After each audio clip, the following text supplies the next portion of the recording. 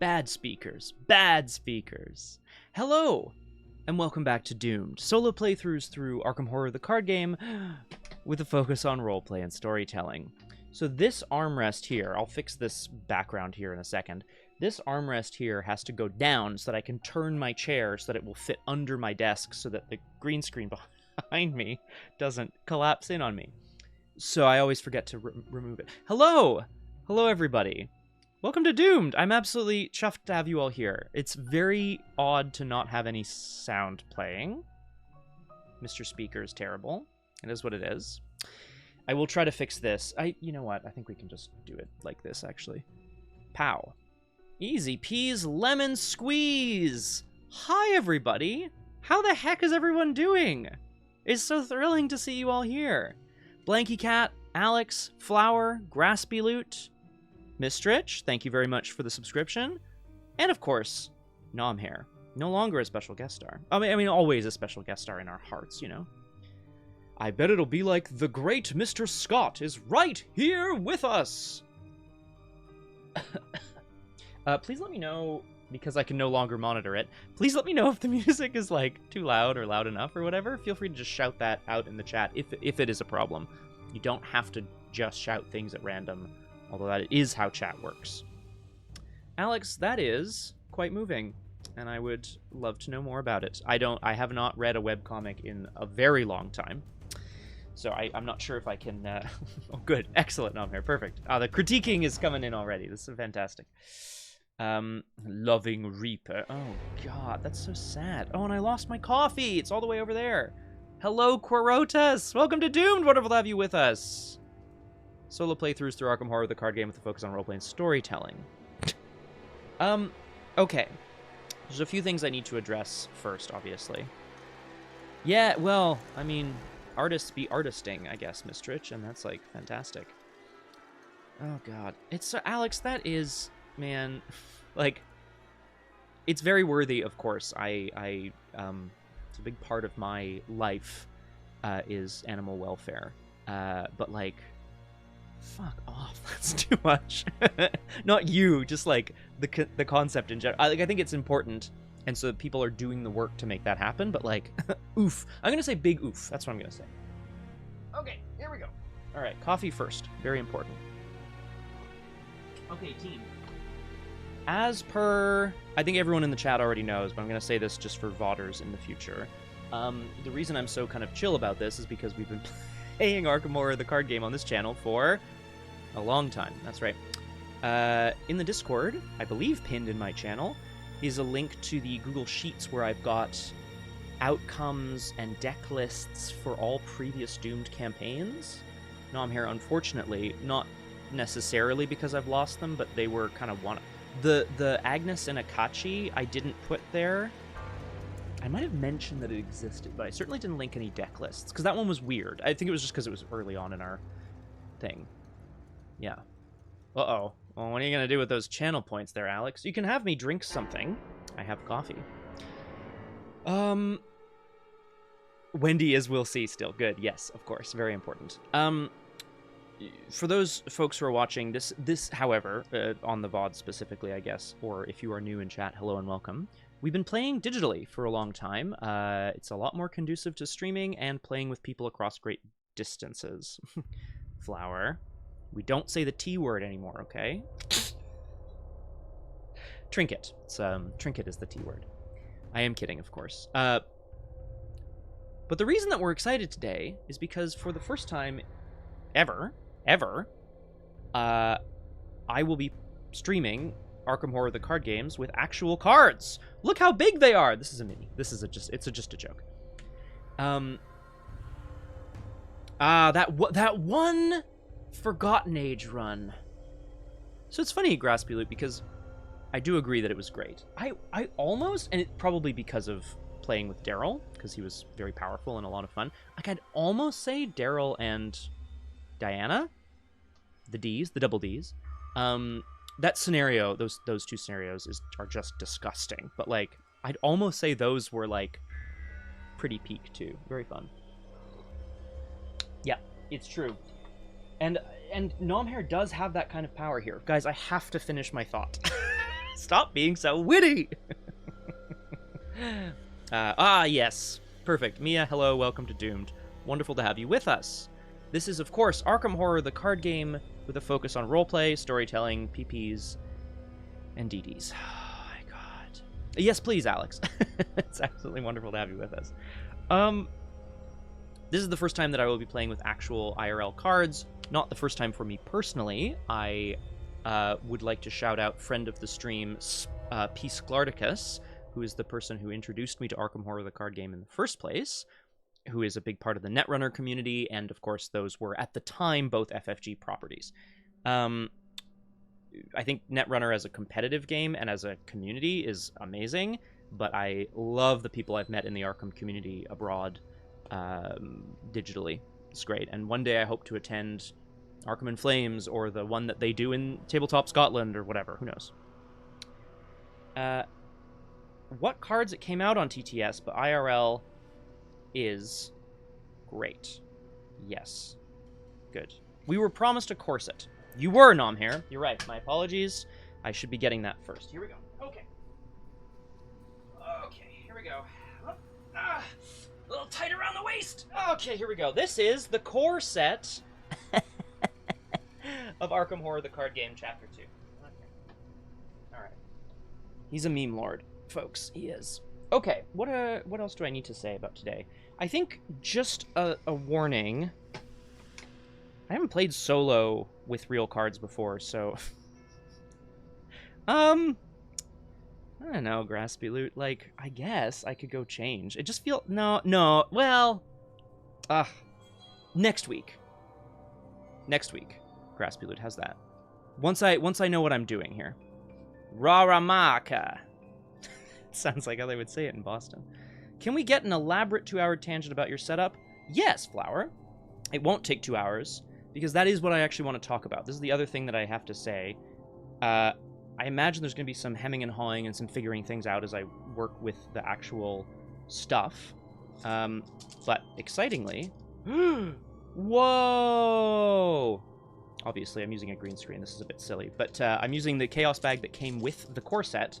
But I am using tokens that came with my collection. We've got some... What is this? Sanity? Alright, here, I'll see if I can show some of these off here. Ooh. Damage. These are very cool, honestly. Swangler. Once I know what I'm doing, some connection tokens. I'm really jazzed about these guys, honestly. However, the other thing I need to say, I've been talking a lot about, like, I'm gonna get my setup going, blah, blah, blah. Shoutouts to John and Kate, who lent me a second camera. Yeah, that is weird, Nom here. It's like 1s and 3s. It's very odd, but whatever. Where did I get these metal tokens? I got them from the person who sold me this collection. Where did he get them? I don't know, and I'd have to ask. This is one of the 2 halves of Neon Static. Eric? Is his name Eric? Sold me his collection, and I am very grateful because he also schlepped it up from the US to Canada. Not for me, because he was also coming to Continentals for Netrunner, but it's very kind. They are great. And some resource tokens. These are probably my favorite, honestly. These are really nice, I think. I know I'm backwards, guys. You know what? Actually, I think I can reverse my camera again. Oh, this is gonna mess us all up. Hold on to your butts, guys. We're flipping. Whoa! What did I do? A math joke. However, the thing I want to say, this is important, is that my setup is very small. I don't have a lot of space at my desk. Ideally, I would be doing this with a top-down camera rigged at a table. I'm not. So y'all need to just deal with the fact that what we're going to be looking at... Fuck off! Is it... I thought I had fixed this. I don't want to show people my dick. No, wrong button. There we go. I'm just going to fix this, guys, real quick. We go back to here. Ugh, it's so annoying. Okay. I had fixed this! I had fixed this before we started. Yeah, very small. Okay. Why does that now look like that? Because this is no longer hanging down here, I guess. There we go. Dick redeem how much? So, fun fact. Fun fact, you can't. No, fuck. Oh, yeah, okay, so this is, I understand now. What I really need actually is a setup that lets me hang my webcam better, because this is just gonna keep flipping back. I think that's okay. It sounds like it. Disco Ball Head Man is scary. All right, I think that's that. This is better. You can't see my self. You can't see myself. Playmat courtesy of Eric from Neon Static as well when I bought the thing.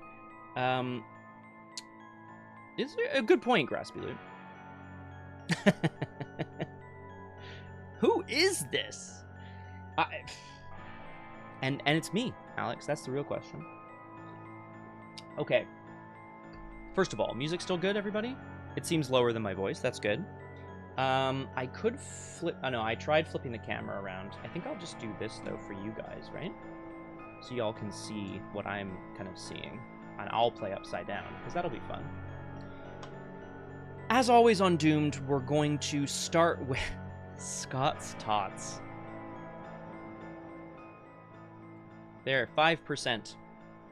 Yeah, so what I can't show you, Nom, here is the fact that the camera is very precariously balanced, to be honest. I have facial hair. Oh, it's just thin today. That's right, Alex. Yes, I see what you mean. No, I have a beard. It's just not very. Oh, you think this is me? I understand. Yes. Are they Canadian? That's right, Miss Stritch. You're right. I'm gonna go out on a limb here, Miss Stritch. Toronto. Just a guess. Oh, fuck, that's so annoying, though, guys. I'm really sorry. Okay, hang on. I'm gonna see what I can do about that. Because the big issue is what I want to show is the majority of the table, and not, you know, my penis.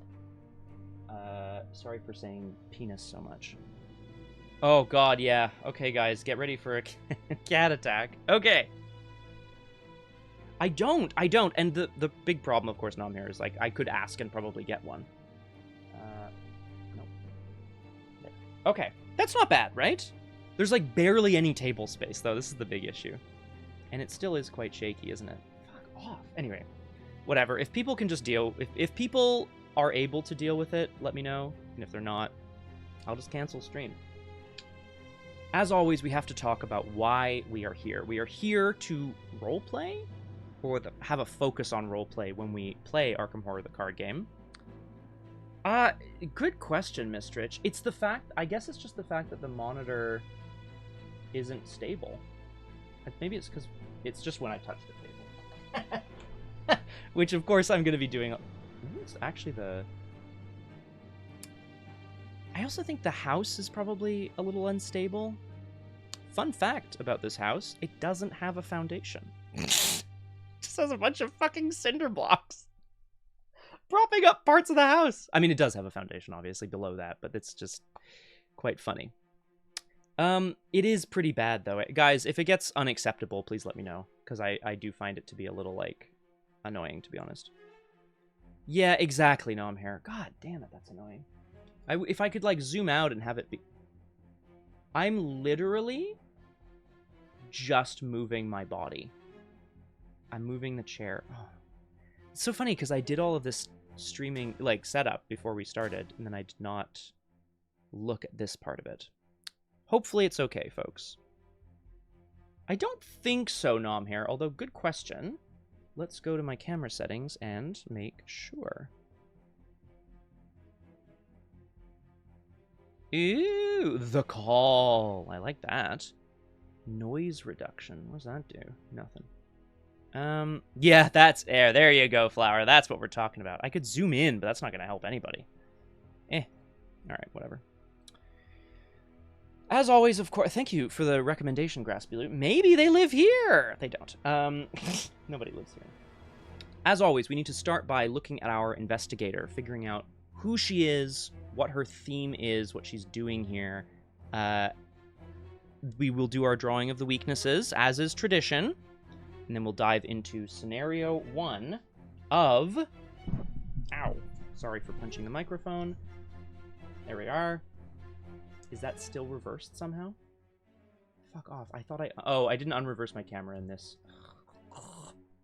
Ugh. Guys, I think I'm just a bad streamer. Now, that sounds like I'm fishing for compliments, and I am. But I also think I'm quite bad. Oh, North. Oh, that's really fun. It's crazy, Nom here. I think it's just my chair. Yeah. Okay. Before next week, I'm solidifying this desk and the monitor. That's what I'm going to do. Oh, I'm bad. Okay, got it. Perfect. Scenario 1 of Arkham Horror, the card game's new campaign, Brethren of Ash. Scenario 1 is called Spreading Flames. Shalinia, I only have ego when I'm in character, and I'm only in character when I'm in character on this stream or on another person's stream, because then I'm in character as Egomaniac. So good, you're bad. We will dive into Brethren of Ash momentarily, but first we have to talk about our new investigator. Pow! Pow! Well, that's gonna look like shit. Isabelle Barnes. Bad streamer. Isabelle Barnes, the Returned. She has 4 willpower, 2 intellect, 3 combat, and 3 agility, 5 health, and 9 sanity. Her flavor text here says, "My sister's sacrifice won't be in vain." We're gonna read the back of her as well, and we're gonna figure out what her story is and why she is here and what we're doing. Gotcha, Mr. Butt. Delicious. Isabelle Barnes' ability... she's also a chosen hunter. I'll come on to that in a moment, Graspy Loot. She has a free triggered ability, which is limited to once per round. This is important. For those of you who know the game relatively well, this won't be too complicated, but if you don't know the game that well, I'll just explain briefly. Free trigger. During a skill test you are performing, take 1 direct horror, commit an eligible skill from your discard pile to this test.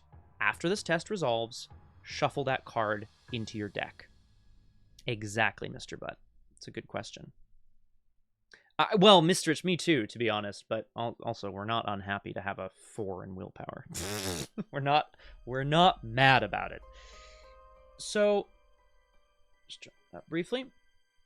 And she's a survivor, so she can take survivor cards level 0 to 5, neutral cards level 0 to 5, and mystic cards level 0 to 2. We love a mystic. We love a mystic girly. What her ability essentially means is, if you've committed a card to a skill test and it's in your discard pile, then during a future skill test, you can take a direct horror to recommit that skill. You get all of the bonuses from doing so. Most skills say if successful. And then it is shuffled back into your deck. Unfortunately, the cost is a direct horror. Now, she has 9 sanity, so it's like not crazy. Yeah. Horror double. During a skill test you are performing, take a direct horror, commit an eligible skill from your discard pile to this test. I think double only works on events, if I'm not mistaken. I'm here. Also, she can't take it, but, you know. I think if there was... and it is limited to once per round, so you can't basically trigger a bunch of different skills. Although, theoretically, if you free-triggered this on, say, Resourceful, which is from Chapter 1, it's from Carcosa, I think, you would get the ability of Resourceful. It would bring another card back from your discard pile. That one would shuffle in, etc., etc. Oh, yes, sorry. I see what you're... No, you can't. Good shout. Good question. A committed skill card is not in your discard pile until after the end of the skill test. Yeah, 100% Flower. It's too much. I think, yeah, Graspy Loot, I think if I recall correctly, double is the rogue asset that lets you play an event twice. And Double or Nothing is the one of the 2 forbidden cards. Yes, which we're definitely here for, Blanky Cat. Okay, that's what we know about Isabelle. So, of course, her focus is going to be on getting value out of skill cards. Not exclusively, but that's the one. Oh, 3? I thought they were just the 2. Did they ban burn after reading, or did they just taboo it? I can't remember. Isabelle Barnes has been on the run for as long as she can remember. She finally escaped from the Olmsteads, a family cult who thought of her as the final piece for some dark and twisted ritual. She doesn't know what made her so special to the cult, but now, thanks to her sister Jenny, Isabelle is finally free. But freedom comes at a cost. Her sister gave everything to get Isabelle back, and for that, Isabelle intends to make the Olmsteads, and all those who prey on the weak and innocent, hay in blood.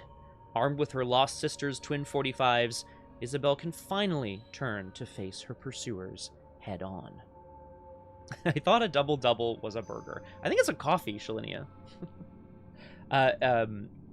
Famously in Canada. I think people still use these terms relatively regularly. They used to be a thing at Tim Hortons before Tim Hortons went super far downhill.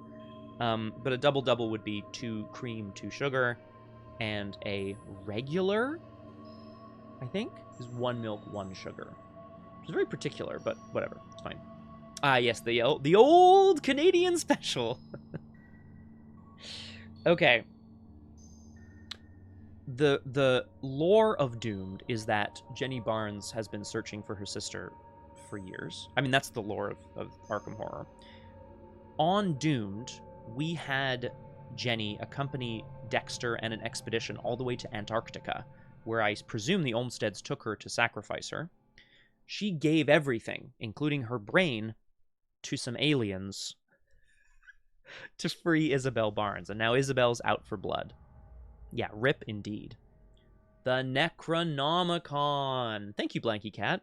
There are a number of Necronomicons, obviously, in Arkham Horror, the card game, but it's a level 5 seeker asset that you can use secrets to do various things fast, which is fine if they didn't also have access to a bunch of cards that just load up secrets quite easily. Ooh, Corrupted. She's still taking her last turn. Yeah, she's still in heaven taking her last turn. Do I need to say anything more about Isabelle Barnes? We don't know why she's in Arkham right now, because we haven't read the intro for Brethren of Ash, which I will definitely say Brethren of Ash at least once. Just lock into that, everyone, okay? But what we do know about her is that she's out for revenge. Knowing that Jenny gave everything so that she could be free from this cult, she's now out there fighting for the weak and the powerless, which is very cool. You can call her Izzy, which I enjoy. Izzy Barnes. This deck, I try to do witty deck titles on ArkhamDB for my Doomed decks when I can. This one is called Is She Rising from the Ashes? Is she? You all understand. I think it's time for a drawing. Oh, something else I absolutely forgot to mention, which I should. This is the campaign, the 3-part campaign from the new core set. As you can, well, you can't see the core set here, but I showed it off earlier. This deck of 30 cards plus her weakness, her unique asset, and the random basic weakness that we will be doing very shortly, choosing very shortly. My streamer. That's my streamer. Parallel Mistress, yes, and she's dope as hell. So I think Jenny's probably out there still battling in the, Shadow Realm. Blanky Cat, I'm gonna need you to rewrite that sentence. I do not understand it. I'm so sorry, but I want to respond to it. This deck of 30 cards plus the 3 cards that you have to take is entirely comprised of cards from the new core set, as are the weaknesses. So you will not see... You'll see some old favorites. There are a lot of cards that got brought back for core set Chapter 2. But, yeah, you will see a bunch of new cards as well, hopefully, if I don't die immediately without playing any cards, which is possible. You know how I am. Yes, Mistrich. So the core set contains the 5 new core set investigators and enough player cards to make decks for all of them. They actually came bundled with decks already, which is cool because then you just play them right out of the box. Although the decks aren't very good because they contain well, not very good. They're not super effective because they contain a lot of one-ofs, because the other one-of is in another investigator. But yes, this Brethren of Ash has 1 campaign, 3 scenarios. It's going to probably be quite similar to Night of the Zealot, but we will see. Now split the deck by lifting 1 on the bottom. Only fair. Yes, sir. I'm going to... Oh, you can't see this, sorry. I'm going to cut. Not nods. Not nods. I also have here my little reference card, which comes with all the investigators. Oh. Bottom on top for good luck. I bet that's a weakness. Oh, shoot, I'm going to have to shuffle again because of the weaknesses. We'll see. I've got here my little reminders, a bunch of all the basic actions you can take, as well as the round sequence. This is good to have. I know it quite well, but there you go. All right. Izzy's going to go over here. I don't start with 7 resources. I start with 5. Y'all can see that more or less.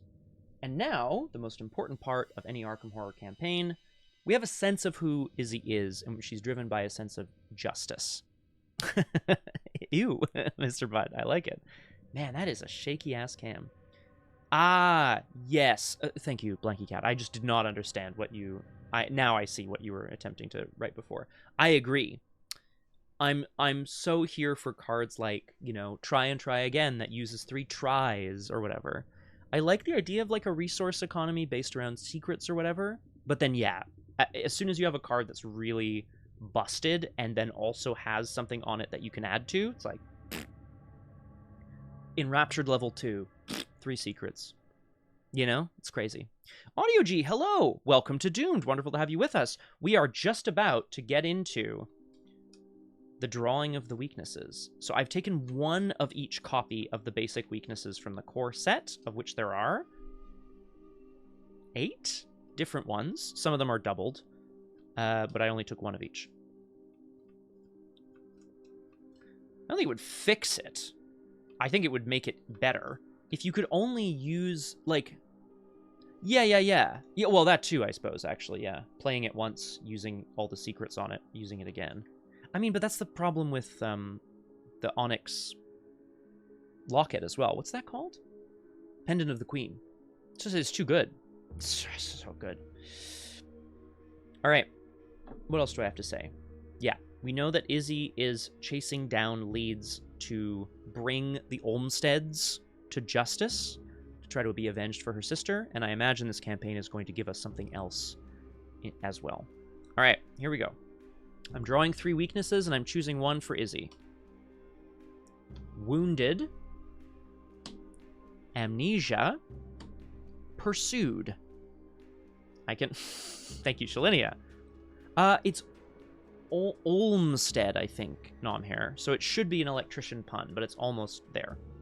Amnesia was in the original core set. Revelation, choose and discard all but 1 card from your hand. I don't mind it. Zoe had Amnesia.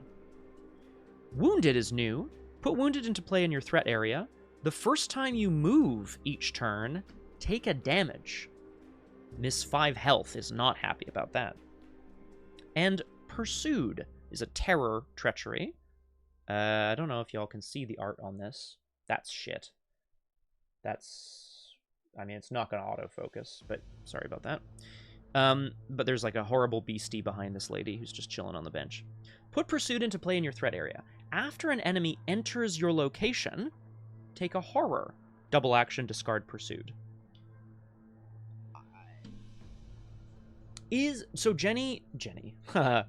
Izzy is a chosen hunter. Bingo. No, I'm here. This is where I do want to go story. First of all, horror is something that we're going to have a bit easier of a time with, so I'm not too mad about this, but I'm sure it'll lead us to some good sort of decisions over time. It implies to me that she believes she is on the hunt. She is the one taking the fight back to this cult. But instead, they are after her. Oh, and sorry, no, I'm here. I read what you said, understood it, and now I'm really understanding it. Pursued by the cursed cultist, the accursed follower. I like that a lot. We're taking Pursued, and I'm shuffling it in, and then I will put the bottom on the top for luck, which I've never heard of, by the way. But to each their own in terms of card luck. I need everything I can get. Other core set weaknesses, by the by. Overzealous, which we've seen. Paranoia, with full art bleed, well, bigger art bleed, which is cool. And then 3 new cards, which I won't show off now, because we'll probably see them on future Doomed. Syndicate Obligations, the Nameless Lurker, that's scary. The Gold Bug. Story in my Arkham? Narrative in my rhythm game? How dare you? All right, let's get that over there. Okay. Shuffle this in. And then I will do the thing. Ah, there you go. That's the one. Oh, shit. That's hilarious, Flower. Oh, man, guys. I was like 8. I was playing Magic. No, I must have been like 10. I think I was 10 or 11 years old. I was playing Magic with someone who was not very nice. He was a bit older than me, and he was a bully. And I did not play Magic very much. And he was a little shit, and he always beat me, because he was older, better at the game.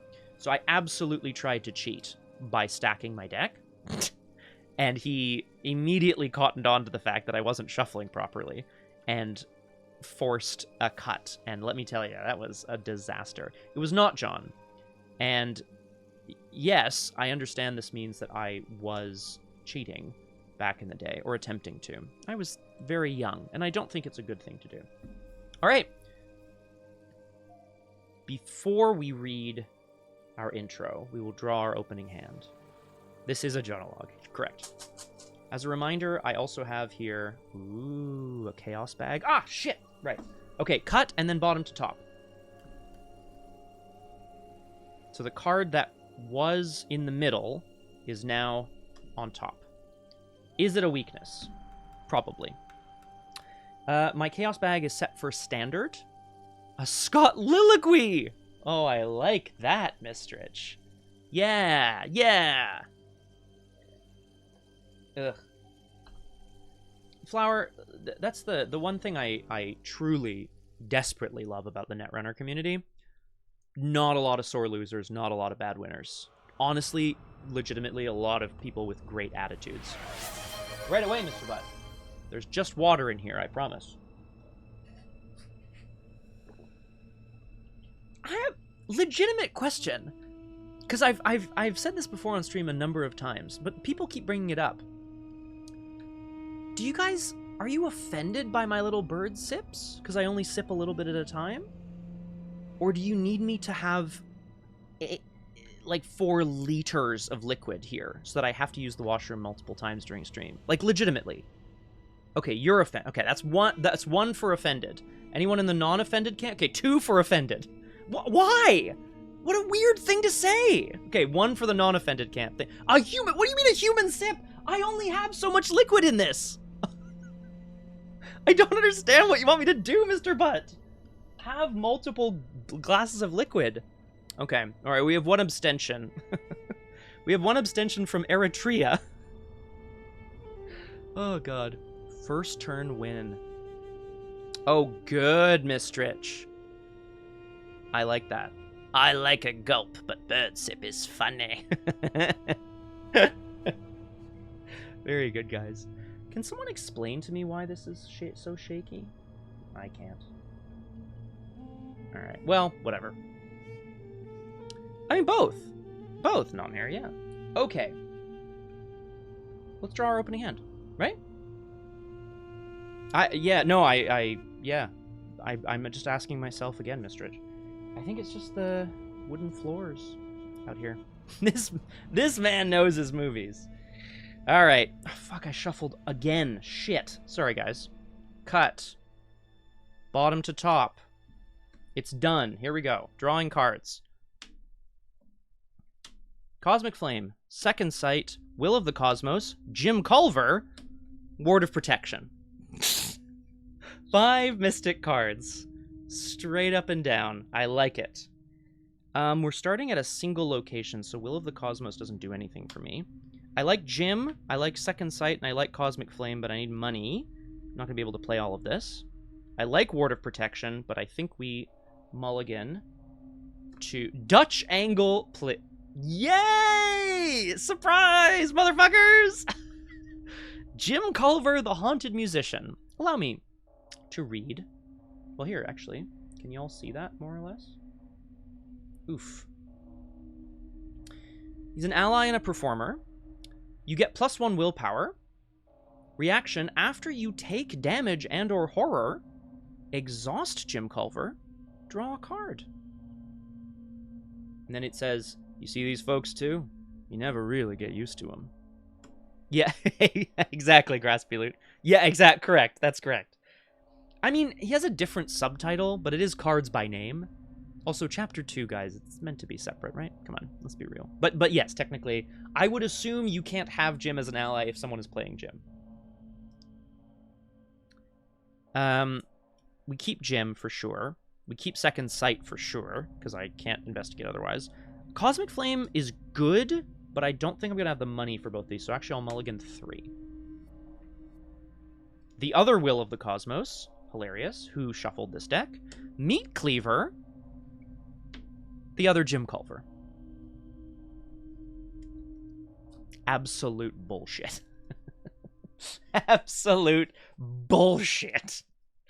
I'm shuffling again.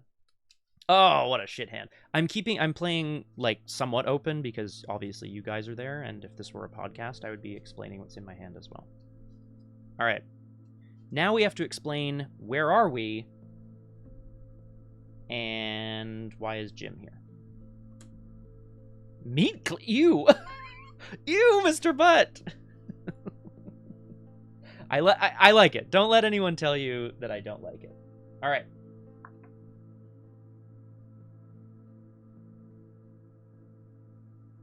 I am not moving Nom here.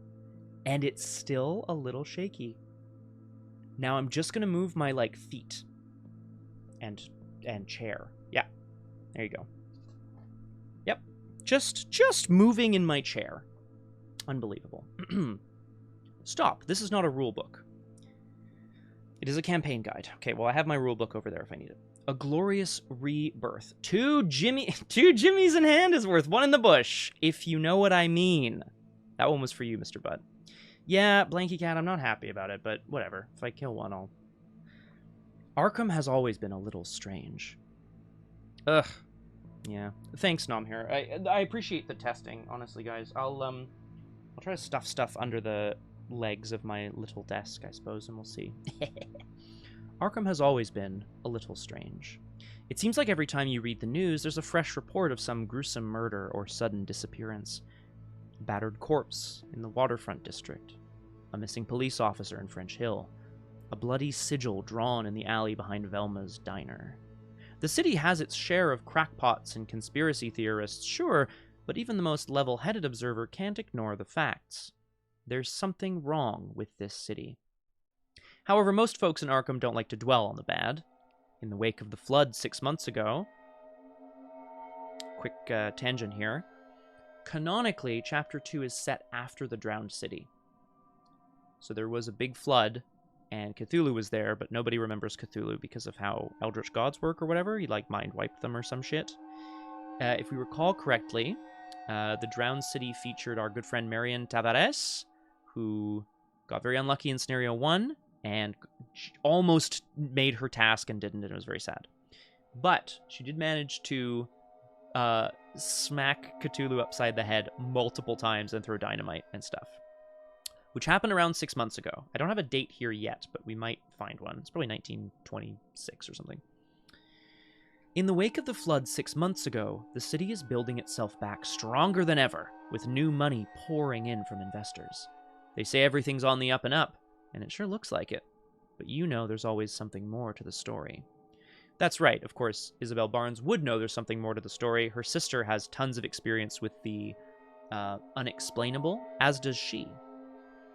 Oh, well that's fun. Well, look at that. It's like it was planned, Nom here. Like it was planned. Whatever lies ahead, you don't have to face it alone. There are others like you who have encountered similar horrors, and who won't settle for easy explanations or comforting distractions. Who's investing in Arkham? there was almost a whole suite of, like, what were they called? Not benefactors. Patrons. So the rogue patron. Fuck, Dario Elamine? I bet he's investing. He seems mysteriously rich. There are others like you who have encountered similar horrors and who won't settle for easy explanations or comforting distractions.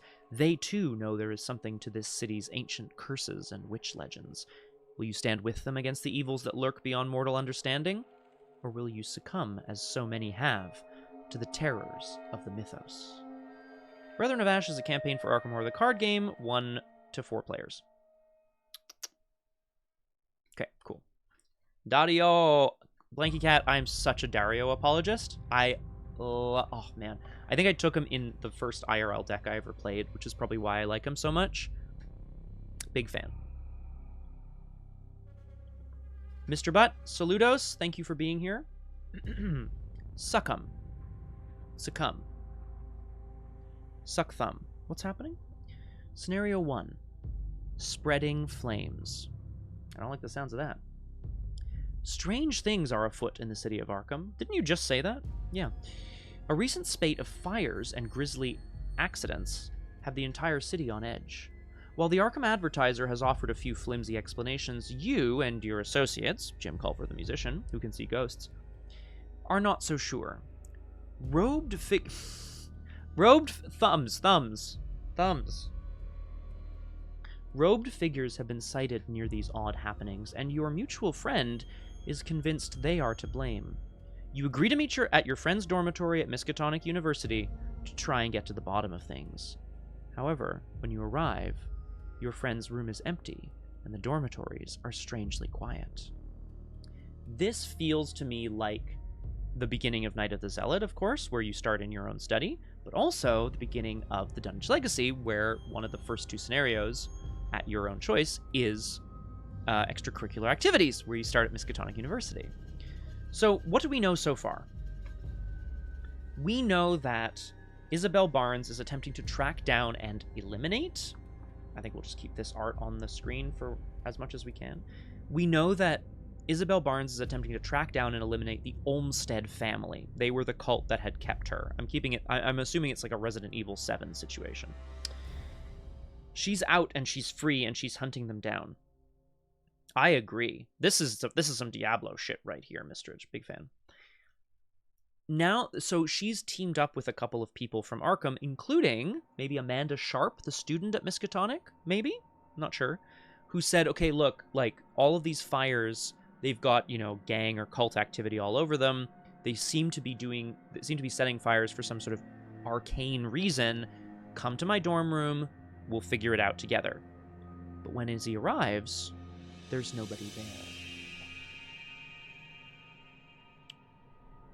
Agenda 1A, past curfew. The campus is strangely quiet, and there is no sign of your friend.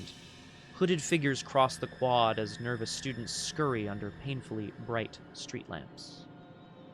Yay! Ash from Evil Dead! Yeah, probably. I think a couple of the designers are big fans, not here, so that makes sense to me. 3 Doom on this agenda, and there's an action here, Parley Test Intellect 2, not our best stat. Our worst stat, famously. If you succeed, discard a bystander enemy at your location. So you can, like, reason with people to get them to move on. 3 Doom. Act 1A, where there's smoke. You are searching the dormitories for any sign of your friend. Objective, at the end of the round, investigators may spend the requisite number of clues as a group to advance. 2 clues. I imagine this one location will have 2 clues on it. Something I forgot to do is read the rest of the setup. Gather the cards from the following encounter sets. I did. Put your friend's room into play. Set each other location aside out of play. We begin at your friend's room. Set all 5 copies of some treacheries and a story asset aside. Shuffle the remaining encounter cards to create the encounter deck. You are now ready to begin. There's also a bunch of keywords and concepts. All things that I'm familiar with. Except one. I'll go through them. Hunter. It's a keyword on some enemies. Peril. These are all words we've seen before, right? Prey. Retaliate. Surge. No more. Doomed. I can't believe it. They stole the name of my channel to put in their game. Designers of Arkham LCG, if you are watching, we can work something out. Doomed is a keyword ability. When an enemy with the doomed keyword is defeated, either by an investigator or a scenario effect, place 1 doom on the current agenda. This effect can cause the current agenda to advance. An effect that discards an enemy is not considered to defeat that enemy and does not trigger the doomed keyword. In other words, some enemies, when they are defeated, they place doom on the agenda, which can cause it to advance. They have an Ancient Evils attached to them, essentially. Sure, Graspy Loot. Hunter is a keyword. At the start of the enemy phase, ready unengaged enemies with Hunter move to a connecting location along the shortest path towards the nearest investigator. Enemies at a location with an investigator don't move. If there are multiple investigators who qualify, you choose one, but there won't be here. If a hunter would be compelled to move but is blocked, it does not move. Makes sense? Surge is a keyword ability. After an investigator draws and resolves an encounter card that has Surge, draw and resolve another card. Encounter card. If you draw a card with the Surge keyword during setup, the Surge keyword still resolves. Gross. In other words, there are now some enemies that if you kill them or if they are defeated by the scenario, they add doom. This reminds me a little bit of like Helpless Passengers from Essex County Express.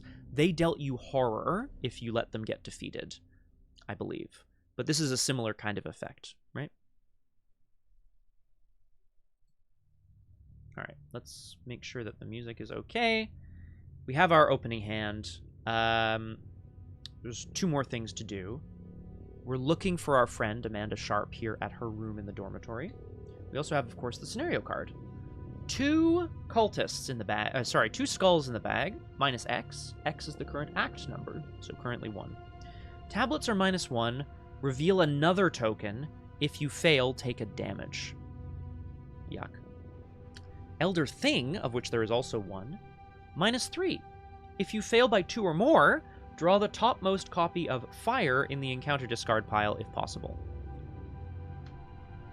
Exactly, Nomhair. Our prey is in this deck. You know it's in here. We're being hunted, and so are they. Flower, I think the only time when I had low sanity investigators, but lots of actions, I did that. As much as I could. And specifically, I was trying for the achievement, which is rescue all the helpless passengers. Oh no, it was in Hunters of the Mythos, the competition. There were special rules for all the scenarios in Dunwich based on your trait. And for Essex County, if you were of a certain trait, you were trying to rescue people. That was like the goal of the scenario. Tangent. Hunters of the Mythos is a great opportunity if people are interested in Arkham and playing it in ways that are so different. The creator of the competition, essentially redesigns the scenarios. They keep all the stuff the same, but redesigns them so that you can play them as if they're a completely new scenario. Last thing I need to do is reshuffle the encounter deck, because y'all didn't see me do it on stream, so it's possible that I could be cheating. I will cut, and then I will put that on the bottom. Okay, let's have a look at our new spot. Your friend's room. Your friend's room is in utter disarray. But are these signs of a wary mind, or some kind of struggle? 2 shroud, 2 clues. It says the dorm is quickly filling with smoke, which is not so good. 2 clues. Action engage. Choose an enemy at a connecting location. That enemy moves to this location and engages you. This does not provoke attacks of opportunity. So you can kind of get them into the room, I guess. This is the board as of now. A 2 shroud location, 2 clues. That's it. That's all. So I have a bunch of cards I want to play, but I have no money. So real question is, can I do anything other than just play Second Sight and try to get clues? I think that's the plan, actually. We just get the clues. So we'll start by drawing a card. I don't have a click tracker, but I'll remember. Action 1, draw a card. I want to show you guys what I draw. Perception. Action 2, I could just investigate with perception, but instead I will play Second Sight. 4 resources. Second Sight comes into play with 3 charges. What am I going to use for charges? What am I going to use for charges? This says Doom. Those are tokens. Those are horror. I guess I'll use supplies. And yes, thank you, Nomhair. Indeed, Drew Crew is early today, so I need to keep moving it. Don't you have dice? I have a few, but look how nice these are. There you go. Great minds, guys. What do you mean I don't? John, no! I only don't believe in dice when they suck, which is often. Second Sight is a spell. Takes up an arcane slot. Action, investigate with your willpower instead of your intellect. If you succeed, you may spend a charge to discover an additional clue at your location. If you reveal a cultist during this test, remove a charge from Second Sight, and if you cannot, take a horror and discard this card. There are no cultists in the bag as of now, so this feels pretty good to me, honestly. Action 1 was draw. Action 2 was play Second Sight. Action 3 is going to be investigate using Second Sight. I have 4 willpower, 2 shroud. You can hear me shaking my chaos bag, as it were, and I'm going to draw a skull. Skulls are minus X. X is the current act number, minus 1. I will spend a charge to discover an additional clue at my location. 2 clues. Delicious. Shaking the sack. Oh, I bet you do. All right. And that is going to do it for me this turn. There are no enemies, so we move on to upkeep, where I will draw a card. A reminder, in my hand I have... Graspy loot. In my hand I have 2 copies of Jim Culver, a Meat Cleaver, a Perception, and a Will of the Cosmos, which is a new card, which we'll get to later. I'm going to run out of things, guys, and I only have an hour to play this scenario. Upkeep, draw a card. It's Slippery. Gain a resource. What else do I miss in upkeep here? Reset, ready, draw a card, gain a resource, check their hand size. Boom! Okay, Graspy Loot. I'm gonna drink the rest. Here's what I'm gonna do. I'm gonna drink the rest of the coffee in my cup, and you're gonna tell me if that's a regular sip or a big sip. Here it goes.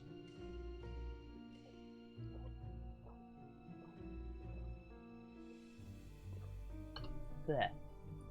I counted 5 swallows. I think that's the issue. Maybe I just can't hold a lot of liquid in my mouth. Make the jokes now, okay? You won't be able to make them later.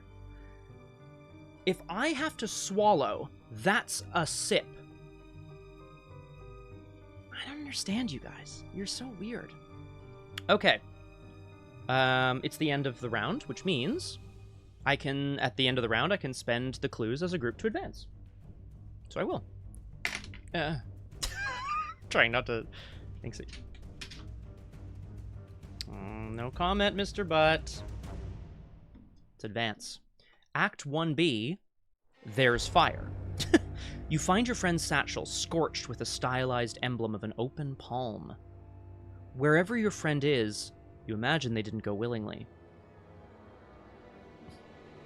You know what, guys? Just get it out of your system now. We can't have this shit on Drew Crew, okay? As you turn to leave, you are confronted by a masked figure wreathed in flame. I think that's probably what's actually happening here, Blanky Cat, yeah. Yes, exactly, Kurotas. Exactly. I have to continue yapping because I'm the streamer. If I take a big gulp, guys, we're cutting the action in half. Disaster. As you turn to leave, you are confronted by a masked figure wreathed in flame. As the room erupts into flames around you, they let out a chilling wail. Discard each enemy in play. There are none. Put the set-aside dormitories and Miskatonic quads locations into play. I'm going to move this over. Dormitories are connected to your friend's room. Connected in both directions. And then Miskatonic quad is also connected to the dormitories.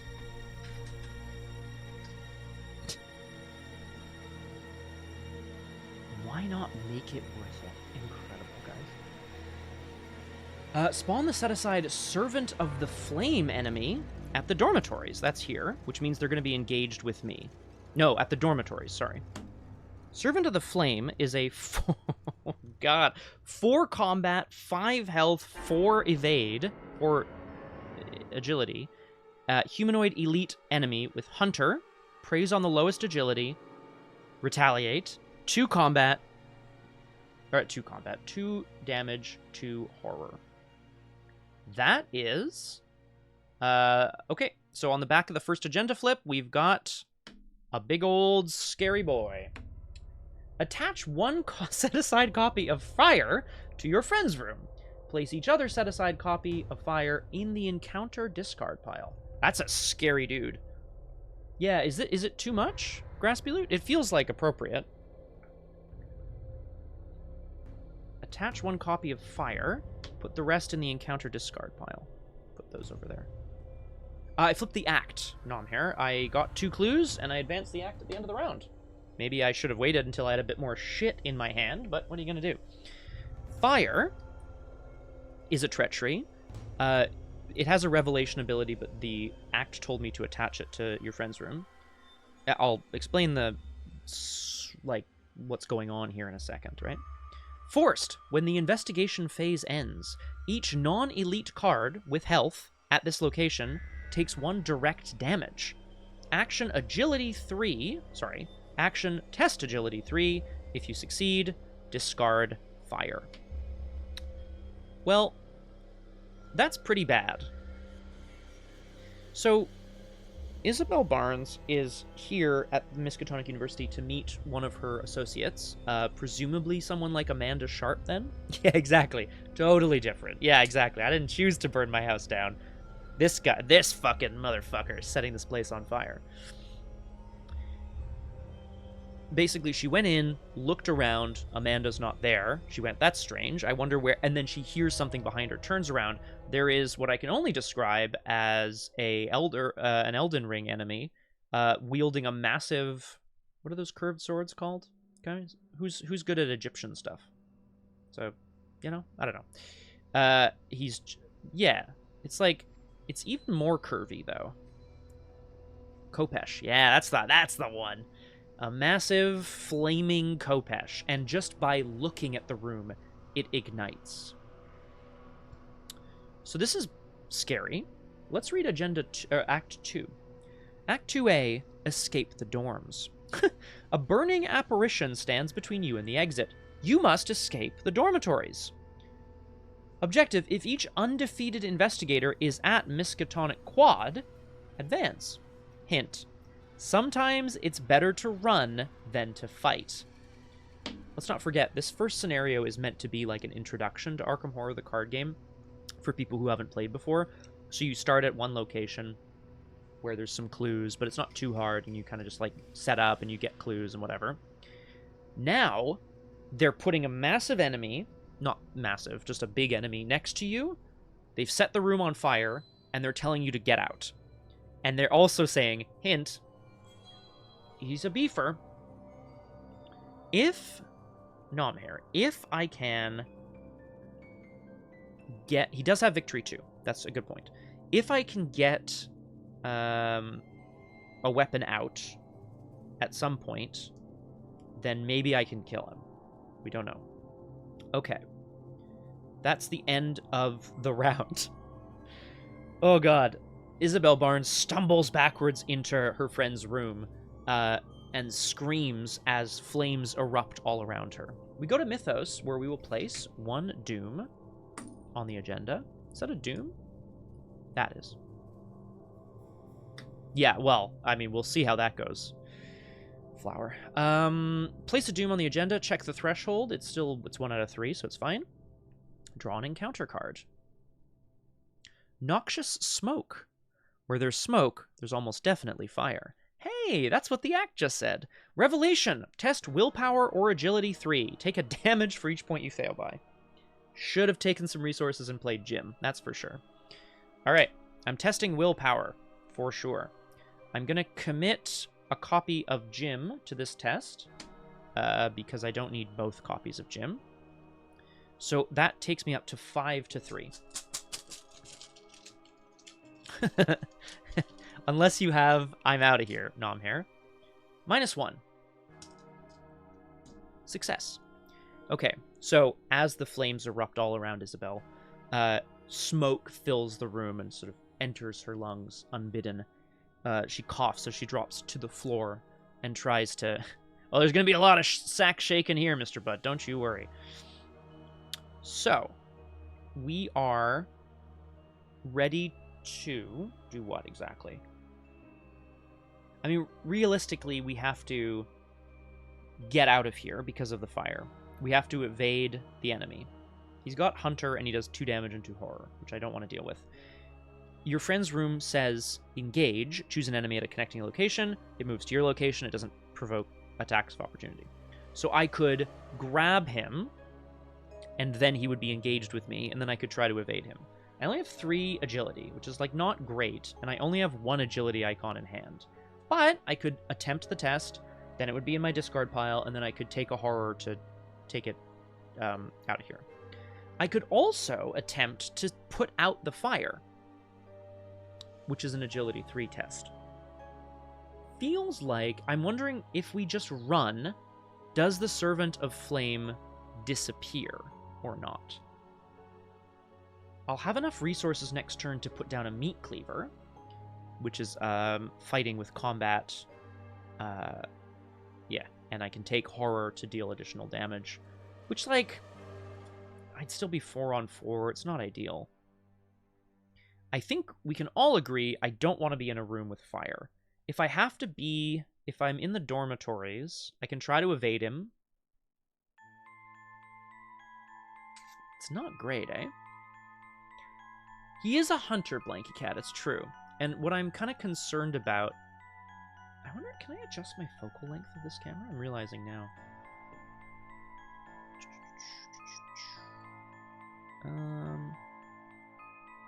actually don't know if I can. Exposure, white balance. No, alright. Yeah, we'll figure it out. I don't think I want to be in here, basically. Because I could engage him and then evade him and then move. And then he's kind of stuck back there. He's stuck behind me, as it were. But I think I'd rather get out. So we're going to action move into the dormitories. The Servant of Flame engages me. The dormitories says, recently renovated, the dormitories boast some of the best modern conveniences, including air conditioning, flush toilets, very nice, and a communal icebox. 3 shroud, 1 clue. It says, there's never a dull moment in the university dorms. Yeah, I bet. Oh, Amanda. Meow. 3 shroud, 1 clue. There's an action here. Heal a damage and a horror. Limit once per game. Pretty nice. If I can evade the Servant of Flame, I'm just going to keep moving, right? Because then eventually I'll have the ability to, like, play a weapon and go after him. But for now, Isabelle is a survivor. Izzy is going to just try to survive. She's going to try to get away. So she charges the Servant of Flame. And then I'm going to, second action, attempt to evade the Servant of Flame. I don't like my chances, if I'm being completely honest with you guys. I could have drawn a card first, because I do have better options in my deck. But I'd rather... Yeah, I'd rather have 2 kicks at the can, I think. So I'm going to commit Slippery. Slippery is a practiced skill. Unfortunately, it doesn't do anything here, but it gives me an agility icon, so I'm testing 4 to 4. It says, if this skill test is successful while evading a non-elite enemy, that enemy does not ready during the next upkeep phase. Very cool, but this guy is elite, so that doesn't really help. So, it's committed, it's not in my discard pile yet. So I'm testing 4 to 4. Tablet. Very bad. Very bad for me. -1, reveal another token. If you fail, take a damage. Well, Elder Sign? I know it's in here. 0. balls. So that is, if I'm not mistaken, I was at 4, -1, reveal another token. If I fail, take a damage. So, I will take a damage, which is not good for old Izzy. Next, I guess I want to try to evade again. I want to try to evade again. Right, that is generally the rule of thumb here. No, see, Mistrich, this was my issue. I got a little greedy right away because I was like, oh, I'll just play second. I didn't take resources. I didn't get my emergency cash or whatever. So I just played out second sight, and I did not get a weapon or an ally. But we'll find Jim eventually. No, yeah, that would be...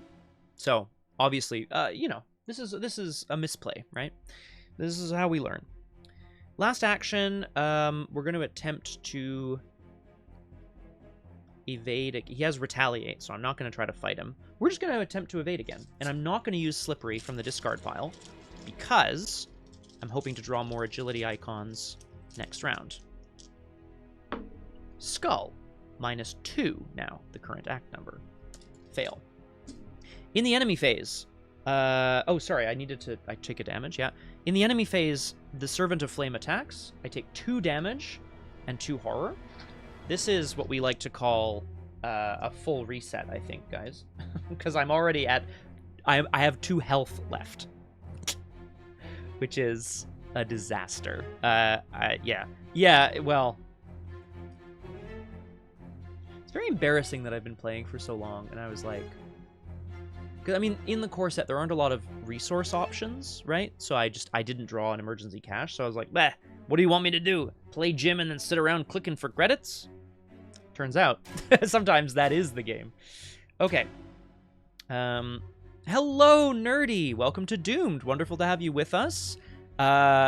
Today's solo adventure has Izzy Barnes attempting to find her friend at the Arkham or Miskatonic University dormitories, but she's been confronted by this motherfucker, the Servant of Flame. I think I might die, and then I'll restart, and it'll be great. I would restart, honestly. I think I'll put it to a poll in chat, but like... That's that, so we go to Upkeep. Just like life. If you die, just reincarnate. We draw a card... It's a Cosmic Flame, which is great, but I can't play it. And we gain a resource. We're up to 3. Mythos phase, we go to 2 Doom. No, Flower, that's definitely the issue. And we draw an encounter card. Wild Compulsion. God help the dreamer whose mad visions shew those dead eyes set in crystal gulfs below. Rock hard Cosmic Flame. Hot. Revelation. Test Willpower 3. For each point you fail by, you must either discard a card at random from your hand or lose a resource. NBD. That's fine. Well, yeah, Flower, you know, this is what it is. Wild Compulsion. I think seeing the Servant of Flame here has driven Isabelle to like, you know, she realizes now this cult is no laughing matter. They have... obviously got, they've got a lot going on. Yeah, it's honestly quite terrifying. I'm going to test Willpower 3. I have 4 Willpower. Can I commit anything to this test? Yeah. Let's commit Meat Cleaver. I have a Cosmic Flame in hand now, right? So... Elder Sign! Finally. Elder Sign +1. If you succeed, heal a horror. I will heal one of my horror. That's not really the problem here, but that's... it's okay. All right. We're back around to the investigation phase. So we succeeded. We don't have to discard cards from hand at random or whatever. The Servant of Flame, whose head is alight, obviously, wreathed in flame, touches the wall, and it also lights flames licking up the sides of the wallpaper, screams from outside. Isabelle Barnes holds her ground and looks for a window to dive out of. So, I need to try to evade the Servant of Flame. There's not much I can do about it. I have to just recommit Slippery from my discard pile, and then get lucky. Yeah. Well, I'm not fighting a 4-fight Retaliate enemy, currently. Once I put down my weapon, or my Cosmic Flame or whatever, I'll be able to do something with that. But, for now, we're going to evade. So, actually, I die in the enemy phase if I don't succeed. And then we'll restart the scenario. What a shit start! Oh my god. Guys, am I bad at Arkham? Chat, weigh in now. Free trigger. During a skill test you are performing, take a direct horror. Commit a card from your discard pile to this test. After it resolves, shuffle it into your deck. Straight up and down, we're going 4 to 4. I would love this to work. I tend to agree, Mistrich, but like I like it, you know? Like I like the sort of the feeling of it. A skull, -2. No. Yeah, so so good to know that on the back of Act 1 is an enemy that I can't deal with without prep. But I suppose that's also the solo kind of game, right? Like, you need some way of managing the things that you have. Oh, did he, Raspuler? Damn. Do you know how to get in touch with him? I feel like that'd be really helpful for me here. We're going to evade twice more. I'm looking for a +1. 0? Well, Blanky Cat, how was I to know? -3. Enemy phase, I die. Okay.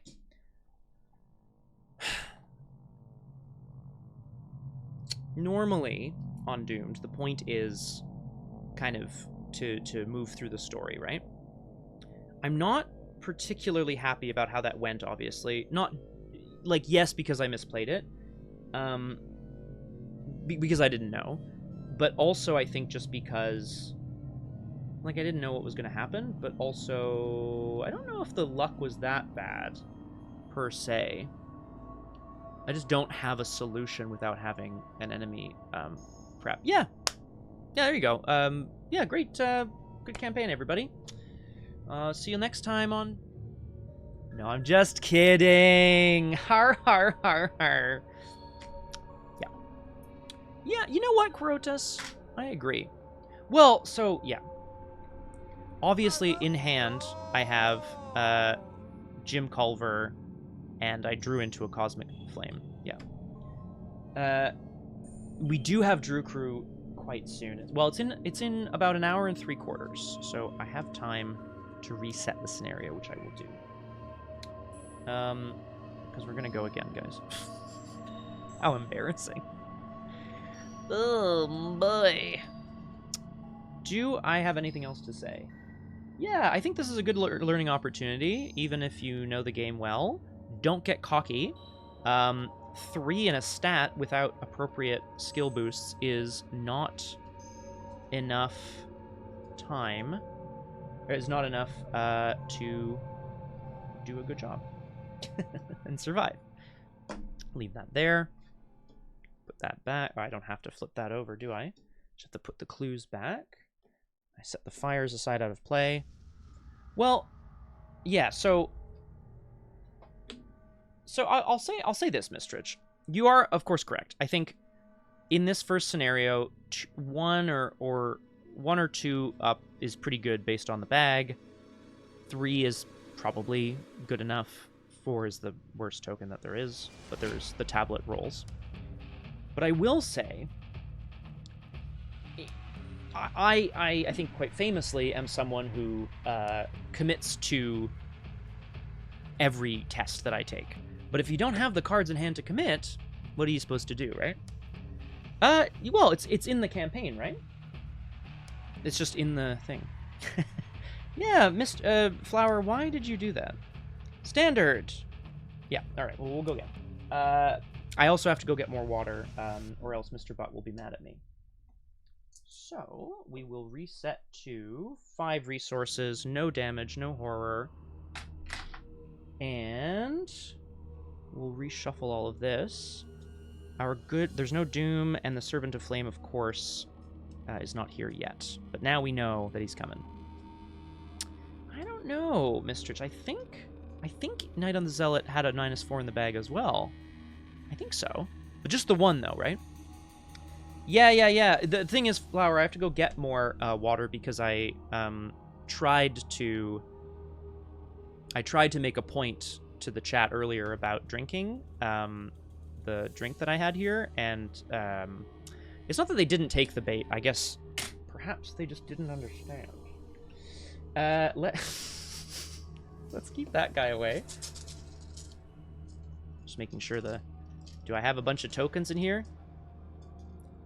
Now, Mr. Butt, was I being passive-aggressive? Or was I just confused? I was indeed being passive-aggressive. Man, that's annoying. Guys, I'm really sorry about the shaky cam, too. Okay. No, not stupid. Just confused, maybe. I find it legitimately a little confusing that people say, take a drink, and then I do, and then they go, not enough. And I'm like, what do you mean, not enough? I'm alive. That's how much I drink when I drink drinks. Big ups to Audio G just being like, tee-hee in the corner. Welcome back to Doomed, solo playthroughs through Arkham Horror, the card game, with a focus on roleplay and storytelling. Today, you see the problem? Today, we will be taking Isabelle Barnes through our very first ever playthrough of Brethren of Ash, the new campaign in the core set. Now, of course, I've never played this campaign before. I don't really know what to expect. My deck is entirely composed of cards from the new core set, which is pretty exciting. I think I'm all set up here. So, yeah. I don't see any problem except your attitude. You don't mind that I just, like... Man, Mr. Butt, maybe I'm confused about what streaming is then. Because I thought the point of streaming was that I had to continuously talk at all times, or else the thing gets really boring. Maybe I'm wrong, I don't know. All right, as always, we've got our sort of bit of a funky setup here. Man, that looks like absolute ass. Let's just do this. We know that we're going to be putting these into play with Act 2, so I think we're good here. Okay. I've got my Chaos bag. I've got everything all ready to go. What can I say here? We're gonna have a little do-over. We're going to see if Isabelle Barnes can make it a little bit further out into Miskatonic University. Me too, Blanky Cat. But if this doesn't work, then I'm just gonna quit Arkham forever, I think. Nope. I have to shuffle again. Did. But I know people want to see it on stream. Ah, perfect. Yeah, no, I'm here. Normally we do like a little drawing of the weaknesses, and we do a little explanation of the character and stuff, but I just did that off stream. I figured y'all wouldn't want to see it, so. Let's draw our opening hand. Let's get doomed. Second Sight. Look what I found. Ward of Protection. Bandages. Unexpected Courage. Got it, Quorotus. Okay, continuously entertain and also take a big gulp. Got it. Okay, I like that. Second Sight is great, because I need clues. Look what I found is even better, because Izzy has low intellect. Ward of Protection, I don't need right now. Bandages would be helpful. Unexpected Courage is an absolute keep. So mulligan 2. Do I want to keep both Look What I Found and Second Sight? I don't think I need clues immediately. Maybe I mulligan all 3, and I know I'm going to play Look What I Found. So I'll mulligan 3 cards. Another Unexpected Courage. Premonition. Jim Culver. Well, we know what we have to do now, don't we? Now, what I don't have is a weapon. But... Isabelle Barnes is sometimes courageous, either expectedly or unexpectedly. Oh, just popped up in the corner of my monitor that one of my friends is playing Rhythm Doctor right now on Steam, and I think I have to cancel the rest of the stream to go play Rhythm Doctor, guys. I've gotten past Act 6, and my goodness gracious, that game is hard. Jim! Okay, well, now... Okay. Let's have a look here. Your friend's room is in utter disarray.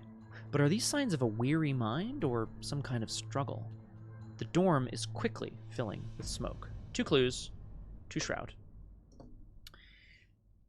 Isabelle Barnes has come to Dr. Rhythm MC. I like that. Isabelle Barnes has come to the Miskatonic University to meet up with one of her contacts who's helping her study the expansion of the Olmstead cult. They were, of course, they had captured her and kept her for a while on the Olmstead farmstead ranch, whatever. But they've now seemingly moved into Arkham. At least that's Isabelle's theory. She's like caught sight of a few people who are wearing these robes, and she knows that they're Olmstead cultists. The Tree Branch Ranch. Unbelievable. All right. So we're going to take a resource and then spend 4 resources. This is 2 actions. The reason I'm taking a resource is because I'm hoping to also play Look What I Found this turn. So I'll take a resource and then spend 4 to play Jim Culver. Jim Culver gives me a willpower, so I have 5 willpower. Reaction, after you take damage and or horror, exhaust Jim Culver to draw a card. Jim is an investigator in Arkham with a lot of experience. Isabelle kind of knows him tangentially through her sister, who is now also missing, of course. But he can see the dead. And she's sort of thinking, like, I don't really know what that brings to the table here necessarily, but, like, maybe he can at least kind of get a sense of echoes, spiritual echoes, where we need to go. Get a sense of whether the Olmsteads have brutally murdered people here and there. So take a resource, play Jim. 3rd action, we're going to investigate your friend's room. I have 2 intellect. Tablet. Terrible. -1, reveal another token. If you fail, take a damage. Skull. -1. I fail, I take a damage. However, I also have something else to do. I will take the damage and I will put it on Jim. After you take damage and or horror, exhaust Jim to draw a card. I'm going to draw Timely Intervention. Then, with my last 2 resources, I play after you fail a skill test by 2 or less while investigating. Discover 2 clues at your location, which I will be spending shortly. Now this, I don't have a weapon and we know what's going to happen next. However, I now have a bit of a draw engine at least, and I have the ability to kind of know, generally speaking, kind of what's going to happen next. So at least, we have some things to help us. Jim and Izzy start searching the room thoroughly, checking under things. They can smell smoke, but they figure, like, who knows? Maybe that's just like a big bonfire happening out on the lawn. Jim is eventually the one who suggests, hey, what if the arsonists are back? What if they're targeting the campus? This feels like a better timeline, Blanky Cat. I agree with that. Isabelle's like, well, you need to find Amanda. She's the one with all of our research. There's papers scattered everywhere, but none of it seems to be related to the Olmsteads. I love gold. A good timeline. You wanted a bird sip that time. Okay. That was a small sip on purpose, guys, okay? I know the difference. That was the investigation phase. There are no ready enemies, so I'm going to draw a card and gain a resource. I draw Isabelle's twin 45s. So they're not out yet, so I can't actually say that she readies them, but she feels the cold weight of steel at her hips. These are, of course, these are Jenny's twin 45s, right? Which are now called Isabelle's twin 45s. The subtitle is Loaded with Vengeance, which I felt like specifically Nomhair would enjoy. They also have a better ability, for what it's worth. Okay, Upkeep. I ready all my unreadied cards. I draw, and I gain a resource. You happy now? Whoa, just like absolutely wasted. At the end of the round, I'm going to spend my 2 clues and advance the act, which I know, again, is dangerous, but at least we know generally what's happening. You find your friend's satchel, scorched with a stylized emblem of an open palm. Wherever she is, you imagine she didn't go willingly. As you turn to leave, you are confronted by a masked figure wreathed in flame. As the room erupts into flames around you, they let out a chilling wail. Okay, so we're going to do all of this again. I'm attaching the Servant of Flames, or I'm placing him at the dormitory. We are putting all copies of Fire in the discard pile, except one that we're attaching to your friend's room. So, Isabelle and Jim turn to see what might be a man. A light, spreading flames just by holding out his hands, sort of like a pyro type, you know? He's holding out his hands, flames erupting across the furniture behind them. Mythos phase. We place a doom on the agenda. We place a doom on the agenda. Let me draw an encounter card. Did I shuffle these properly? Let's shuffle them again, shall we? I would hate for people to accuse me of doing anything too bad. Cut. Top goes on the bottom. And I draw an enemy. That's not good. This is a bystander. They're always in the exact wrong place at the exact wrong time. So, well, we'll talk about this in a moment. A bystander is a 1/1/1 human civilian. Yeah, man is a very loose term here. I agree, Blanky Cat. He's a 1/1/1. However, he has doomed as a trait. When this enemy is defeated, place a doom on the current agenda. This effect can cause the agenda to advance. Not great. Now, the thing about I drew it, and I am in your friend's room, so he spawns here as well, which actually, he's not aloof, so he's engaged with me. That's so bad. Fire. When the investigation phase ends, each non-elite card with health at this location takes a direct damage. So, yeah, Zoe's Cross, but then doomed, right? So this is the janitor, Jazz Mulligan, has sort of wandered in. He smelled smoke as well and kind of came around the corner and sees a man and a woman facing off against what can only be described as a demon. Okay. We're back around to the investigation phase. So there's a number of things I need to do. I need to move out of here. I need to not be attacked by the Servant of Flame if I can help it. I need to try to get rid of the bystander. Yes, Nomhair, exactly. So the fire deals 1 damage to each non-elite card with health at this location. So Jim would take a damage, the bystander would take a damage, and Izzy would also take a damage. It's all very bad. So I can't stay here unless I get rid of fire. Jazzy! It's the wrong... Get out of here, Jazzy! Yeah. I mean, he's just standing there, right? I have a bunch of skills, which is obviously like how I, want to kind of manage things. That's how I want to deal with things. So there's an action on the agenda, which is Parley Test Intellect 2, discard a bystander enemy at your location.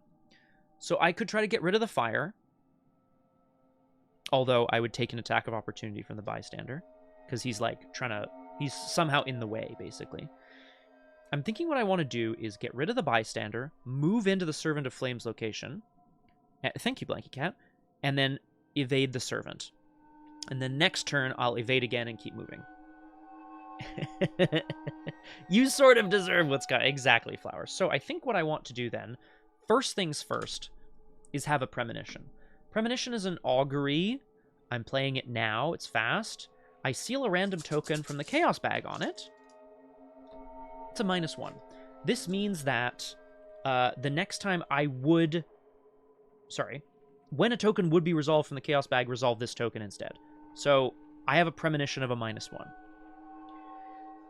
I don't want to move. I don't want to deal with the fire. I want to get rid of the bystander. So I want to commit an unexpected courage. 2, first action, parlay the bystander. Also the bystander? Well, he's like in your way, right? So there's a very crowded dorm room, I think is what's happening here. So first action, parlay, intellect 2. I only have 2 intellect, and I know I'm drawing a -1, so I have to commit something. Unexpected courage. Done. Discarded. This goes back to the bag. Premonition goes in the discard pile. What else do I want to say? I'm just shuffling this up here. Oh, I have to actually also... Oh, no, I already did. Okay. Izzy manages to, as Blanky Cat suggested, basically shout, Jazz, go for help! Get out of here! He's going to set fire to the campus! And he's like, whoa! And runs off. I'm going to move out. And then Servant of the Flame engages me. And then I want to try to evade Servant of the Flame so that I can then evade him again next turn. I mean, actually what I could do is try to kill him as well, but I think 4 fight with Retaliate's a little tough right now. Not impossible. So last action, I'm going to evade. Now the reason... Ah, thank you. Of course, Flower. Thank you very much. Ah! No. I could have used the engage on the Friends Room to bring the Servant of Flame to me, but then I wouldn't have had the actions to then evade and move at the same time, which is less good. Alright, so Isabelle storms through the door to confront the Servant of Flame and try to get by him, basically. So a card that I have in my hand, I've mentioned already. In my hand right now, I have Isabelle's Twin 45s, another Unexpected Courage, and a Timely Intervention. Timely Intervention, which unfortunately has some art that I don't vibe with very well, although I understand what's happening here. It has a willpower, an agility, and a wild icon. It says max 1 committed per skill test, and then it says you may commit Timely Intervention from your hand after revealing chaos tokens during a skill test you are performing. It's sort of a lucky, in a way, right? So I think what I'm going to do is, last action, evade the Servant of Flame. I'm going to take a direct horror to recommit Unexpected Courage. The horror goes on Isabelle because it's direct. And then I'm going to exhaust Jim to draw a card. Sorry, everybody. Second sight. So I am evading at 5 to 4 with a Timely Intervention on tap if I need it. Which I'm, you know, next turn I'm going to have to evade again, but let's see. -2. I was 5 to 4. So I have to, if I want to succeed, which I do, I'm going to commit Timely Intervention from my hand because I revealed the skill token. Okay. Unexpected Courage goes back in. I've evaded the Servant of Flame. I'm going to have to evade him again next turn. It's a disaster. But what are we going to do? Unexpected Courage goes into my... Or back into my deck? Yeah, good question. Crosshair? Nomhair, sorry. That's... Who's Crosshair? I know it's quite muddy because of the focal length on the webcam here. Is that one any better? It's not much better, is it? It's not vibing because the old lady looks like... The old person looks like a weird wax sculpture instead of a human. That's just how I feel about it. Now, ask to see my art, and I'll say no, because it's horrible. But I understand. That's all that's going on there. Okay. Evaded the Servant of Flame. Done. Enemy phase. No enemies. Basically, Izzy manages to duck around the corner and try to start forcing a window open so that they can leap out into the quad. That's that. Upkeep. Shit. Sorry, guys. There's really not a lot of space at this desk here. Oh, yeah, no. The notion is great. Timely Intervention. Don't do it, lady! You're like, get pulled back from a car or whatever. But... Oh, no. Oh, God, Flower. Yeah, sorry. It's true. I should have been more clear. It's Arkham. Nobody saves me but me. Damn it. Jim readies. The Servant of the Flame readies. I gain a resource. Sorry, I draw a card. It's a Meat Cleaver, and I gain a resource. I'm up to 4 resources and a bunch of cards in hand. Mythos phase. We go to 2 out of 3 Doom, and we draw an encounter card. What's going to happen here in the dormitories? The thing, the devil, storms around the corner holding his flaming khopesh. You will die, Isabelle Barnes. Cosmic evils. Anything ending in evils is not good. Peril. So I can't discuss it with you, unfortunately, guys. You must either place 1 doom on the current agenda, this can cause it to advance. Take 1 direct damage and 1 direct horror, cosmic evil gains surge.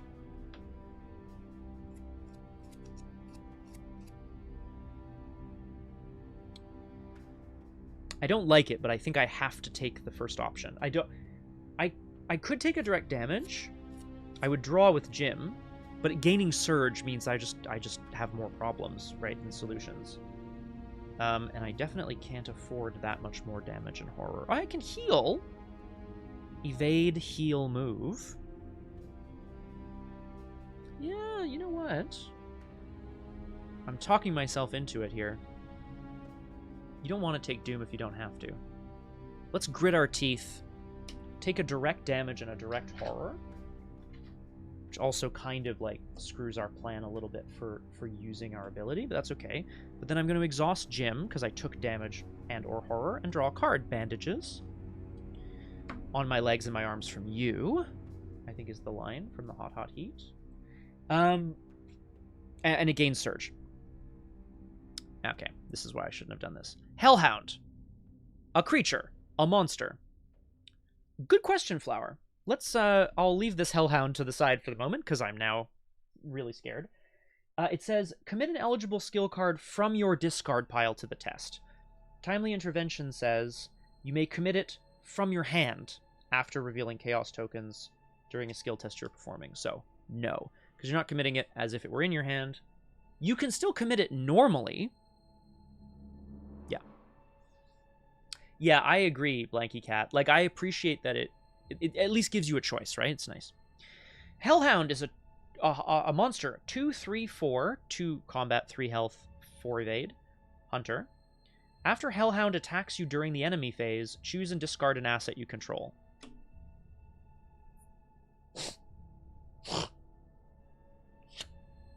Oh no. It does a damage and a horror. Okay, well... Evade the servant. Nope. Play the guns. Shoot the Hellhound. Take a ton of damage and horror doing for that privilege. Yeah, Rip is right.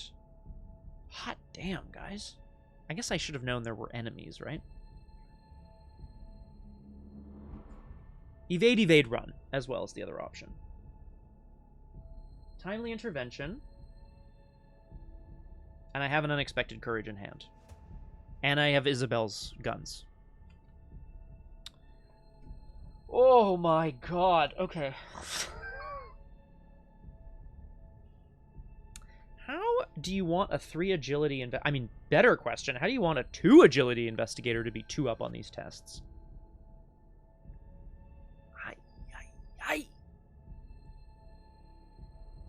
Alright. The creature... to see if it works, eh, Blanky Cat? Apparently, Flower. Well, I don't have that many in the deck is the other problem, right? So, also, the only I'm 99% sure the only resource cards I have in this deck in the core are emergency cash. Which, like, you know, I'll just draw them forehead, you know? Like, that's the plan. Okay. Let's get some music going back again here. Yeah. Evade, evade, run, and then we have to play a weapon as soon as we can. God, I hate that they're hunters. I'm really hoping the act flip...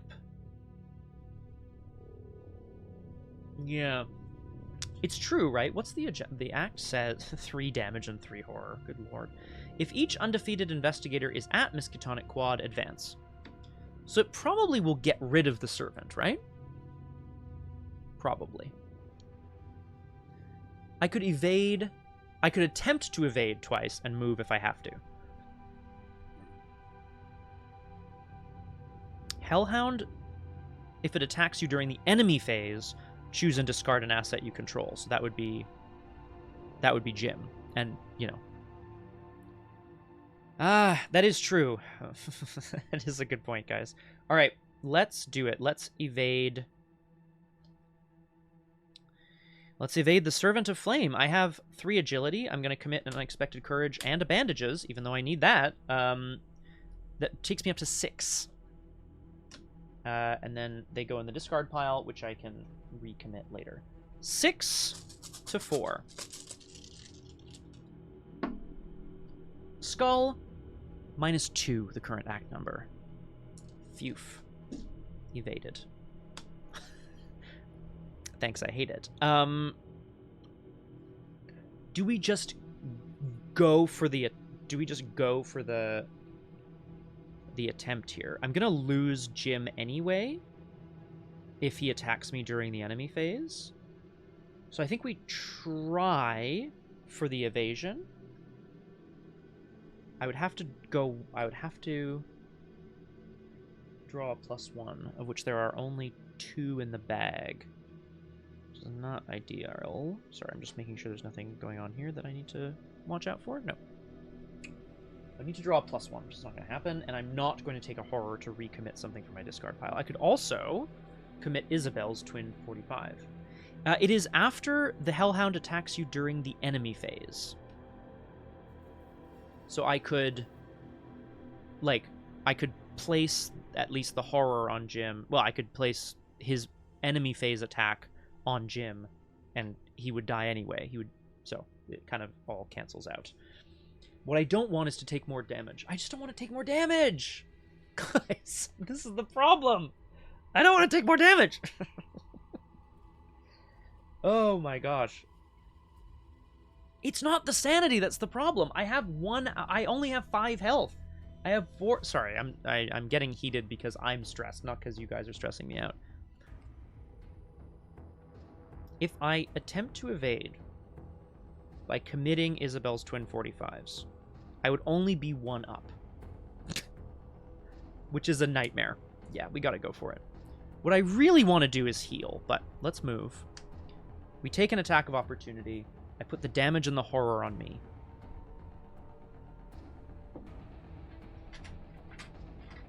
Oh, God. Okay. I can't exhaust Jim again. So we take a damage and a horror. We move to the Miskatonic Quad. The Quad is the central crossroads of Miskatonic University. 1 shroud, 0 clues, free trigger. During your turn, if there are exactly 1 or 2 investigators in the game, move to a connecting location. Group limit once per round. That's nice. Yes, true, Blanky Cat. And I may well have to. However, we've moved to the Quad. Basically, Isabelle, once the horrible demon with his Kopesh summoned some sort of hellhound, dog from hell, Isabelle's like, Jim, we gotta get it! And she, leaps out the window and then kind of, lands, Trinity from the Matrix style with her Twin 45s. Jim does not jump out the window after her. If each undefeated investigator is at Miskatonic Quad, advance. I still have 1 action left, but let's advance. Act 2B, in the open. You emerge from the dormitories, lungs bursting into the crisp autumn evening. Looking behind, there is no trace of your pursuer. You remember your friend, Amanda Sharp, planned to consult Miskatonic University's head librarian, Dr. Henry Armitage, who is famously deceased in Call of the Plaguebearer.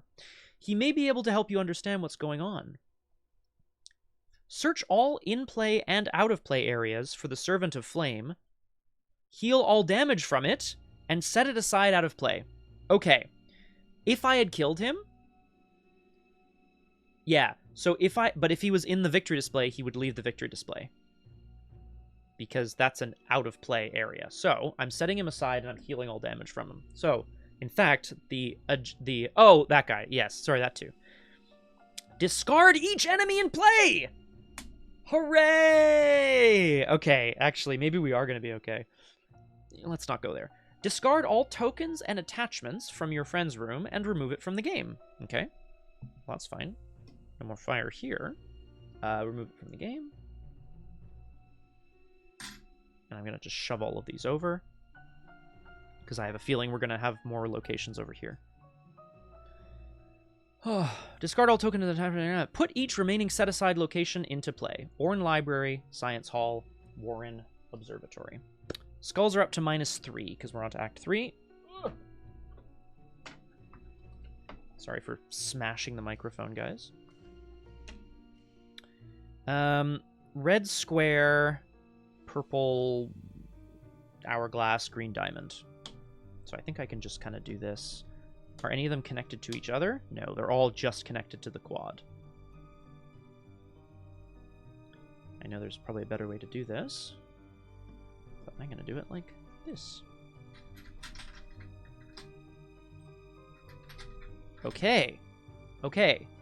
Thank you all for being here when Isabelle Barnes managed to survive.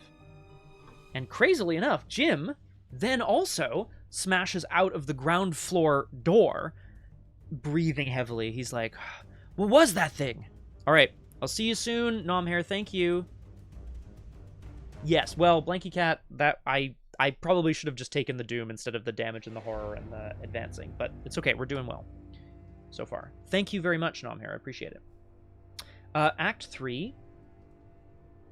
Let's have a look. My legs, my tiny chicken legs. Act 3A. Searching for Dr. Armitage. Amanda Sharp mentioned that had mentioned visiting the head librarian, Dr. Henry Armitage. With more and more strange figures arriving, you must scour the campus for his whereabouts.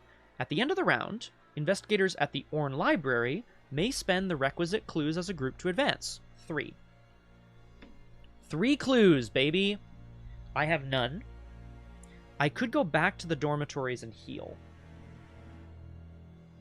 I actually really don't hate that. And then I'm in a decent position to start getting those clues, hopefully. There's a free triggered ability on Miskatonic Quad that if there's only 1 or 2 investigators in the game, I can move fast, so I'm going to do that. Move, heal a damage and a horror once per game. Skaboom!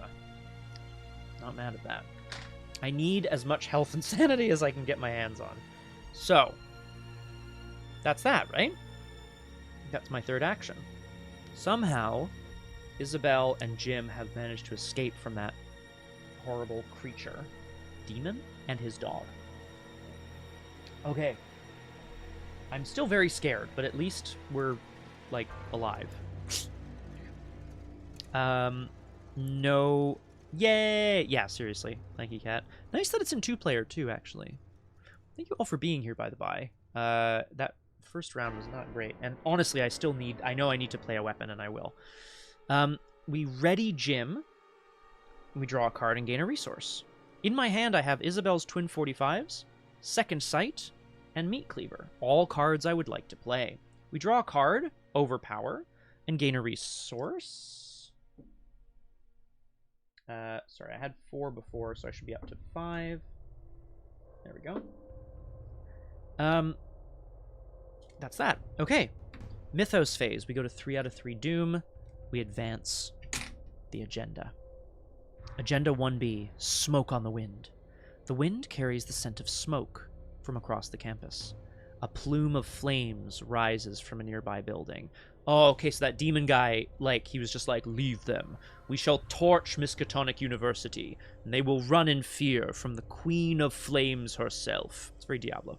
In player order, each investigator tests Willpower 3. Each investigator who fails takes a horror. That's fine. I'm actually okay with this. I'm going to test Willpower 3. I have 5 Willpower because of Jim. So, the smell of smoke and flames rising from the air are very scary, but Skull, -3. So, I didn't pass. I must take a horror. I will put it on Jim, which means I will then exhaust Jim to draw a card. I drew a Lucky Charm. They're always after me Lucky Charms. Okay. That was advancing the agenda. Agenda 2A, lit up. 5 Doom. The sky glows a faint orange as the flames spread. There's the same action here. Action, Parley, test Intellect 2. If you succeed, discard a bystander at your location. 5 Doom. Let's go ahead and draw an encounter card. Isabelle and Jim have sort of crept back into the dormitories to try to make sure that they can put out the flame. I've had... He only has 2 health and 2 sanity, Blanky Cat, so I think I'd have to find a way to heal him. Oh! You're thinking Lucky Charm. Lucky Charm lets you move a damage or a horror from a card at your location to a card you control. Oh, sorry, no, it's...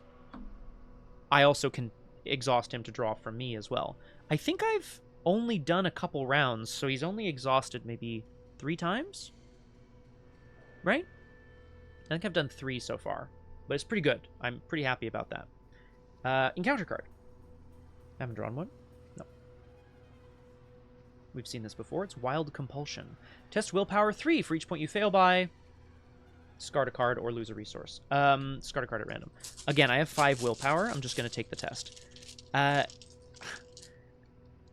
Isabelle and Jim sneak back into the dormitories to try to put out the fire, but something about the creature being left behind leaves them with a compulsion, which they are easily able to avoid. Thank goodness. This is a +1. Success. Nothing happens. We're back around. The investigation phase. I need a weapon. I need a way of getting clues. I only have 5 resources.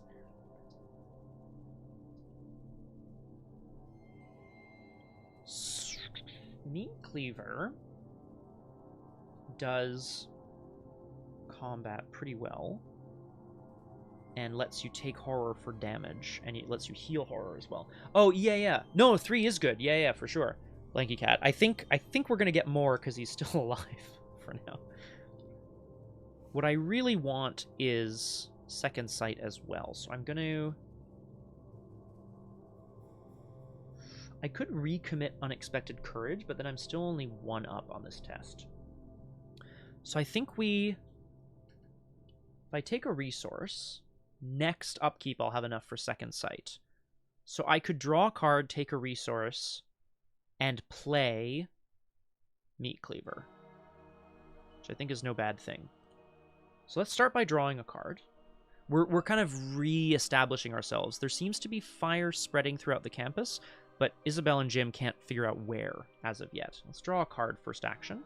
It's a Perception. I'm definitely happy about that. Second action, take a resource. Third action, spend 3 resources to play a Meat Cleaver. Oh, God. Flower, it's fine, but, like, I'm mostly just shocked at, like... I mean, I know how much space it takes up, so that's not surprising to me. It's mostly I'm shocked by how little space I actually have here. Like, that's like, absolutely shocking to me. I thought I had, like, a normal desk's worth of space, but, I mean, I do, clearly, but in my mind's eye, clearly desks are bigger. Draw a card. It was a Perception. Take a resource. Play Meat Cleaver. We're down to 3 resources, but we have a weapon.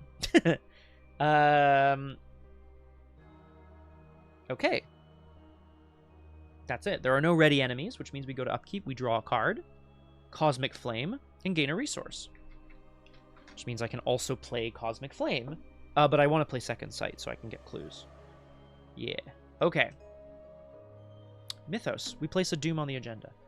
They've managed to stem the tide of flames flowing out of the dormitories, at least.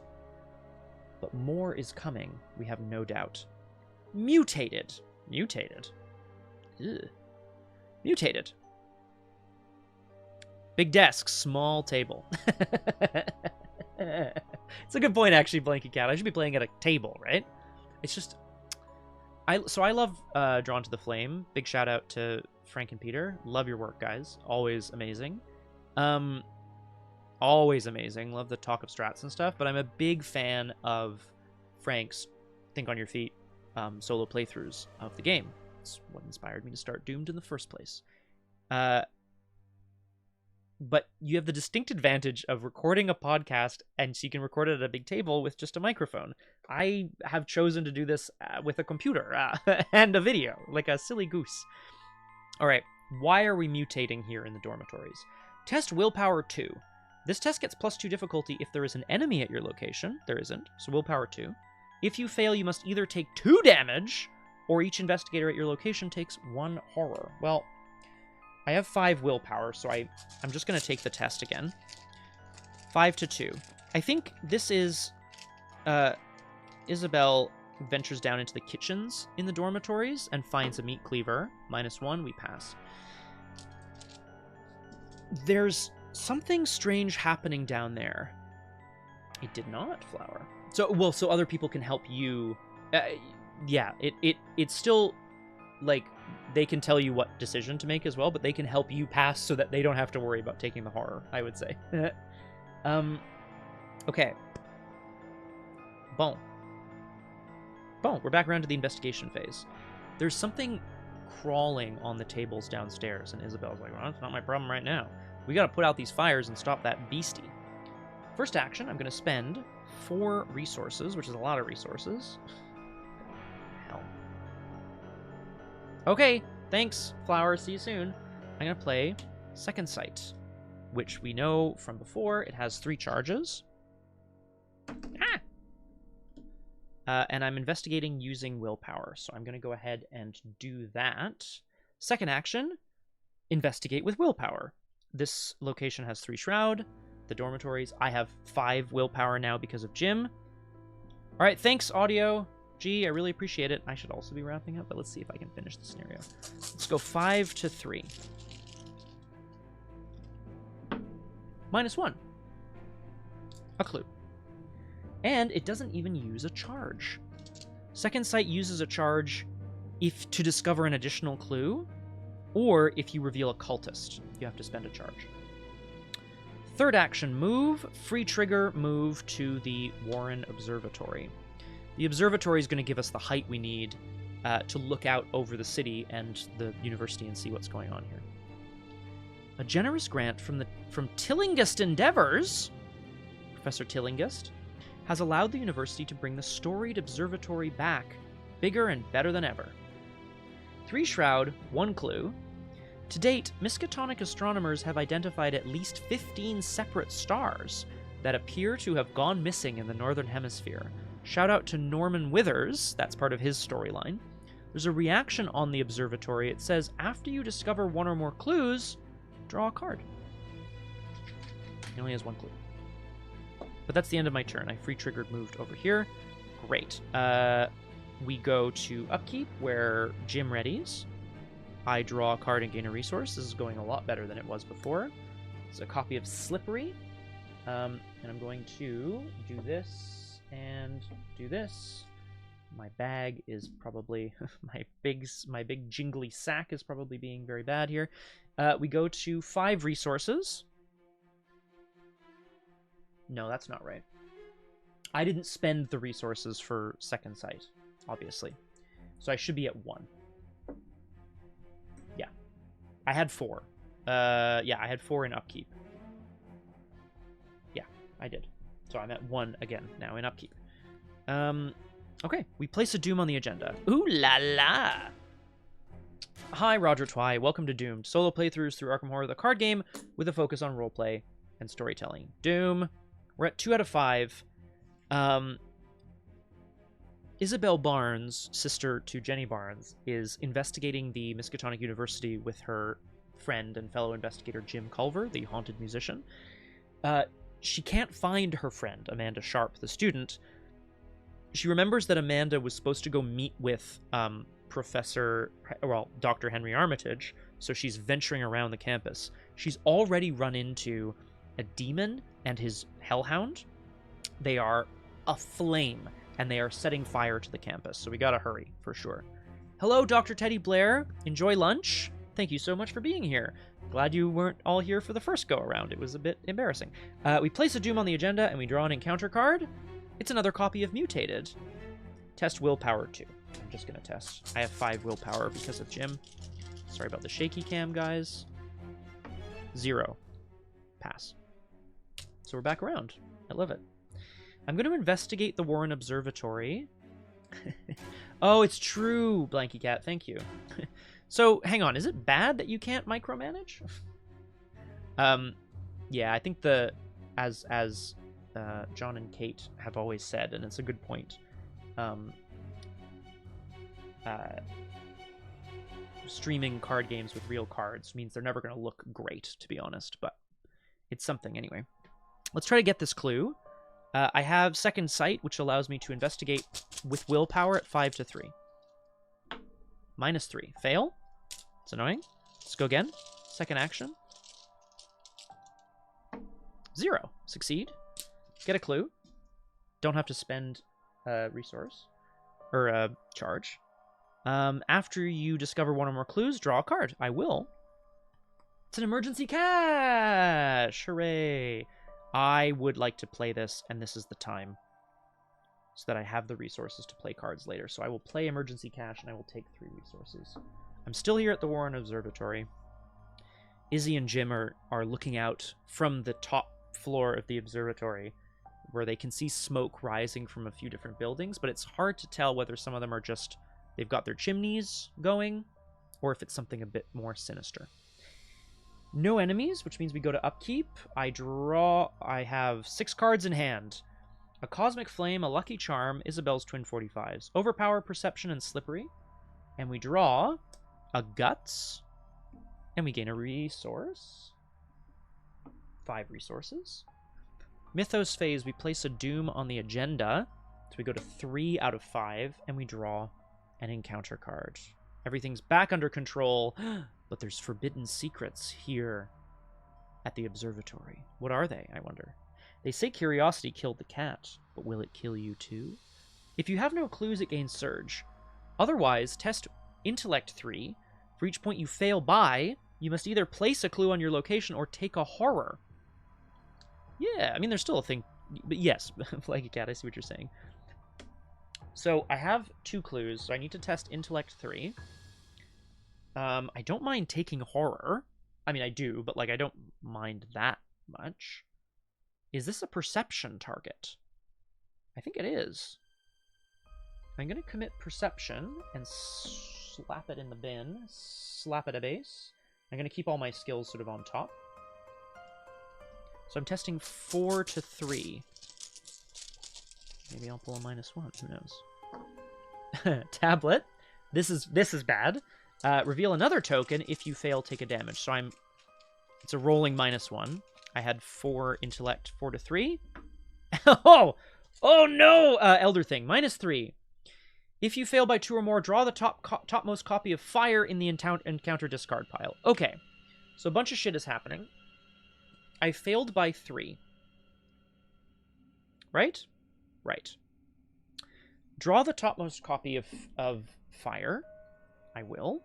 It goes here at the Warren Observatory. So the Warren they smell smoke much closer and are terrified to see the base of the observatory starting to go up.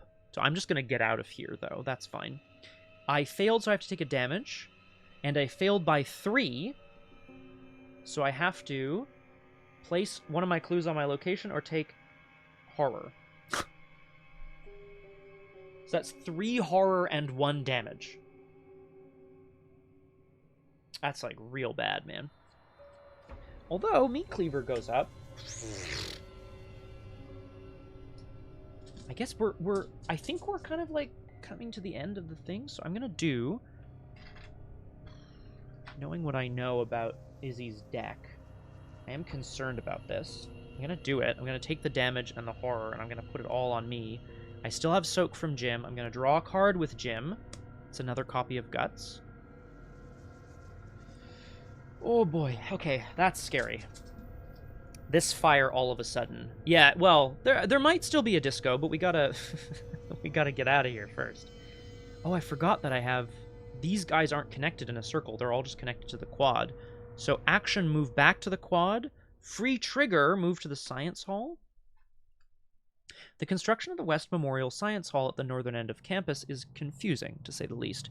However, students nevertheless are more than happy for the modern facilities and state-of-the-art science equipment.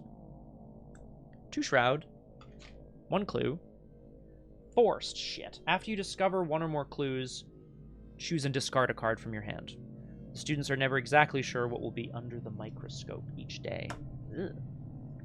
Last action, so it was move, free trigger move. I have 2 actions left. Hello, OSAB! Welcome to Doomed. Wonderful to have you with us. I'm rushing to get through the scenario before we have to do Drew Crew and so on.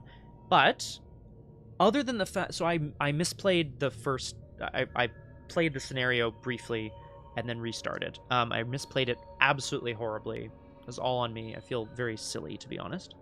Oh, and thank you, Blanky Cat. I didn't even notice because it's now in a different spot. Victory 1. I am enjoying it. I'm loving playing with physical cards. I wish I had a ton more space. I'll get set up at a table next time, probably. But it's good. I do have 2 actions left. I keep saying 1, but I think I have 2. Yeah. Move, free trigger, move. So I have 2 actions left. The first will be... The second of 3, sorry, will be to investigate the science hall. I have 5 intellect investigating with second sight, or 5 willpower, sorry, 5 to 2. -4. Fantastic. We go again. I will investigate again, 5 to 2, and I will commit next turn if I have to. Tablet, shit. Reveal another token. If you fail, take a damage. So annoying. -2. 5 to 2, still a success. I don't take a damage. That was pretty hefty. We get the clue. And after you discover 1 or more clues, choose and discard a card from your hand. I will choose... Probably not playing Izzy's, but I like her style. I'm going to choose a copy of Guts and place it in the discard pile. Okay. Good. Done. No ready enemies on the board. 1, 2, 3, 4, 5, 6 cards in hand. Twin 45s. Cosmic Flame, Lucky Charm. Overpower, Slippery, and Guts. Upkeep. Draw Ready's Gym. It draws me a card. Will of the Cosmos, which is now useless. And gains me a resource. Here we go. We're up to 6 resources. Maybe I play Cosmic Flame before I get to the Orn Library. Who knows? Will of the Cosmos is a clue-getting card, which rather than drawing an encounter card, you place a doom on a card you control. But then it says you discover a clue at your location and a clue at another revealed location. Sad. So I didn't have this in hand. I could have done that sooner. Okay. We place a doom on the agenda. We go to 4 out of 5 doom, and we draw an encounter card. Cantor of Flame. As Izzy prepares to leave the science hall looking for Dr. Henry Armitage and her friend Amanda Sharp. A man, hooded, robed, wielding a weapon, stops immediately outside and lifts a bony finger at her. This is a humanoid cultist. It says, by flame and blade, in shade and blood, our queen reborn after the flood. He's 2 combat, 2 health, 2 agility, retaliate, and he does 1 damage. So we're back around. I am going to fight this guy. I think Jim may die very soon, it's true. Possibly even right now. Because I'm going to fight him with the Meat Cleaver. 3 combat, 4 with the Meat Cleaver. I do not have 3 or fewer remaining sanity. I could very soon, actually. Thing is, I do need to take a horror to deal +1 damage, so I will do that. I think this is time, actually, because I'm very concerned about health and sanity. So...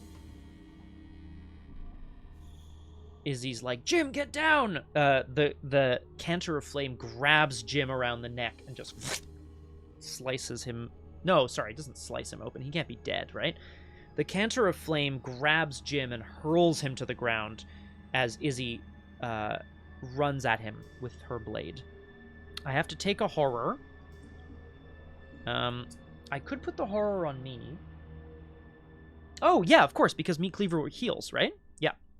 I'm going to put the horror on me, which means all of a sudden, I'm going to draw a card from Jim. Timely intervention. I have 4 combat, 5 because I now have 3 or fewer remaining sanity. 5 to 2 is pretty good. I want to commit overpower, but I think I keep it. 5 to 2. I've taken the horror to deal +1 damage. 0. +1 damage, kills the Cantor of Flame. The Meat Cleaver says, if this attack defeats an enemy, you may heal a horror. Thank you very much, I will. Phew! Okay. Scary. I'm going to, first action, play Cosmic Flame. Yeah, now I'm, that's it, Blanky Cat. You know, live and learn, right? Which is also a good card. 3 resources to play a Cosmic Flame, which has 3 charges. Isabelle sees Jim sort of like stumble to his feet, and he, eyes wide, looks at the flaming corpse, which begins to crackle and burn away. And before it does, Izzy plunges her hand into the man's robes and pulls out a small blue flame. Perhaps she can now wield this. Fight, play Cosmic Flame, move, free trigger move to the Orn Library. The Orn Library says, take every precaution since the flood. The Orn librarians have cleared out the basement archives and worked to waterproof the building. 4 Shroud, 1 Clue, double action, draw 3 cards, limit once per game. Oh, sorry, there's more on it. It also has Victory 1, and it says, students have reported strange sounds coming through the empty archives at night. They just gotta stop. At the end of the round, we may spend the requisite clues as a group to advance. I think I should, because I don't want to put clues down on my location. So that's the end of that. There are no enemies on the board. I still have way too many cards in hand. Wait a minute, what do you mean it wasn't? Whoa, how is it not waterproof already? In hand, Isabelle's Twin 45s, Lucky Charm, Will of the Cosmos, an Overpower, a Guts, a Timely Intervention, a Slippery, Upkeep readies Jim, draws me a card, a Ward of Protection, and gains me a resource. I'm up to 4 again. And we go to 5 out of 5. Oh, no, sorry. It's the end of the round. I will spend my 3 clues and advance the act. I think there's one more act, so I gotta hurry. Act 3B, The Servant Unleashed. Oh, no. You find Dr. Armitage barricaded in one of Orn Library's lecture halls. Some on campus have been acting strange lately. Your friend, Amanda Sharp, among them. But all of that can wait. We must confront your pursuer and stop them before the entire campus burns, Dr. Armitage says. Yes. Put the set-aside Dr. Henry Armitage. Story asset into play. Under my control. He does not take up an ally slot during this scenario. Dr. Henry Armitage is a 3-cost asset with willpower, intellect, and wild icons. He normally takes up an ally slot, but he doesn't here. I've seen more than my share of strange occurrences. +1 willpower, +1 intellect. The first action you perform each round does not provoke attacks of opportunity. Put the set aside Servant of Flame into play at the Miskatonic Quad. Place 3 clues on the quad. I'm trying to go get this clue and kick this guy's ass. The lead investigator must search the encounter deck and discard pile for 1 copy of Fire and draw them. Okay. Yeah, I'd say so. So I must search. There's only copies in the discard pile, so I'm just going to go get one. It says draw it. Attach Fire to the nearest location without Fire attached. Okay, well, shit, because that's here. That's pretty annoying. But yeah, the thing is, Fire does direct damage to everyone with health. So that's me and Henry and Jim. But, you know, maybe we'll get the clue, get out of here, and start wailing on the servant. Who knows? Yes, we'll definitely take the willpower boost, that's for sure. Act 4A, Blaze of Glory. Why are there clues on the Miskatonic Quad now? We were supposed to put some, but I wonder why. Your fiery nemesis can't be allowed to hurt more innocents. With Dr. Armitage's help, perhaps you can stop them. Great question, Flower. It is all cards. Sorry. When the investigation phase ends, each non-elite card with health at this location takes a direct damage.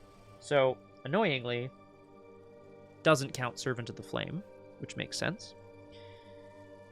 Your fiery nemesis can't be allowed to hurt more innocents. With Dr. Armitage's help, perhaps you can stop them. Free trigger. Spend a clue. Deal a damage to an enemy at your location. It actually says spend 1 per investigator clues to do 1 per investigator damage. The Servant of Flame also has per investigator health, so I think it's essentially all equivalent here. Action resign. You flee the burning campus. Objective. If Servant of Flames is defeated, advance. Well, that's why there's clues. And normal enemies as well, correct. Okay. That was at the end of the round, which means Mythos phase. Oh, God. Yeah, right. Okay, this guy doesn't hunt now. We place a doom and we advance to Agenda 2B, Uncontrollable Fire. Cinders fly through the air above Miskatonic University. This guy screams and screeches with joy as flames lick up the walls of the various parts of the university. A wail of a fire alarm resounds across the quad as dozens of frightened students flee the scene. If they are still set aside, place 4 set-aside copies of fire in the encounter discard pile. They're not. In player order, test agility 3. Each investigator who fails takes a damage. Well, and then now 10, yeah, which is great. Well, I mean, you know, you might not know kind of how to get your stat high enough to succeed, as some of us noted before. I have 3 agility. I'm trying to test against 3. I have a bunch of cards in hand. I should probably commit something. Ooh, I can commit timely intervention after I reveal tokens. So let's do that. I have 3 agility, 3 to 3. -2. I will choose to commit timely intervention from my hand after revealing tokens, because it has an agility and a wild, so I go up to 5, -2 to 3, I pass. You'll love to see it. Okay. Agenda 3A, Wild Flames. The campus is ablaze! Oh, gross. Okay, it's 10 doom. Action Parlay, test a Intellect 2 if you succeed, discard a bystander. After doom is placed on the agenda, the lead investigator draws the topmost copy of fire in the encounter discard pile. That's bad news. That's really bad news, right? Because now it's going to be fire everywhere. Well, specifically at the quad. Yeah. Thanks, Mr. Henry. All right. Draw an encounter card. Extraplanar Visions. So I think as Izzy grabs a hold of Henry, and as we see the demon wreathed in flame cackling. He's the old lady in the art. I love it. No, don't, Izzy. There's a car. She suddenly is struck by a vision shared by Jim, the ghost hunter. Test willpower or intellect X. X is the number of cards in your hand. Uh-oh. If you fail, take a damage and discard a card at random from your hand. Well, I have 7 cards in hand. I have 6 will. So 6 to 7. I will commit Guts. This takes the difficulty down to 6, and my skill up to 8. No. Am I going to commit Guts to this? No, I'd rather... No. I would much rather keep the Guts for when I need it on one of these tests. I'm going to commit the Lucky Charm. 7 willpower against the 6 into 6 thing. I could also just Ward of Protection, but I don't... Oh, no. I'm just going to Ward of Protection. Spend a resource. Ward of Protection. Play when you draw a non-weak to treachery card. Cancel it and take a horror. I'll put the horror on Henry Armitage. Exhaust Jim, draw a card. Level-headed. I now have a bunch of cards in hand. Okay. Thanks. Henry Armitage makes a strange sign, and the vision vanishes in a puff of smoke. Okay, we're back around. Last couple of rounds. I want to get this clue for the victory point. I want to move out of here, and then I want to start attacking the Servant of Flames. That is what I want to do. And I think Jim's going to have to, meet his end here. Oh. Come on, Scotty. What are you doing, buddy? However, after Doom is placed on the agenda, the lead investigator draws the topmost copy of Fire in the victory display. Okay. First action. We're going to play Will of the Cosmos. Isabelle Barnes believes in the supernatural. It's more the realm of, like, Jim, you know? It's not necessarily... Yeah, exactly, Flower. It's more Jim's realm to understand the will of the things far beyond her understanding. But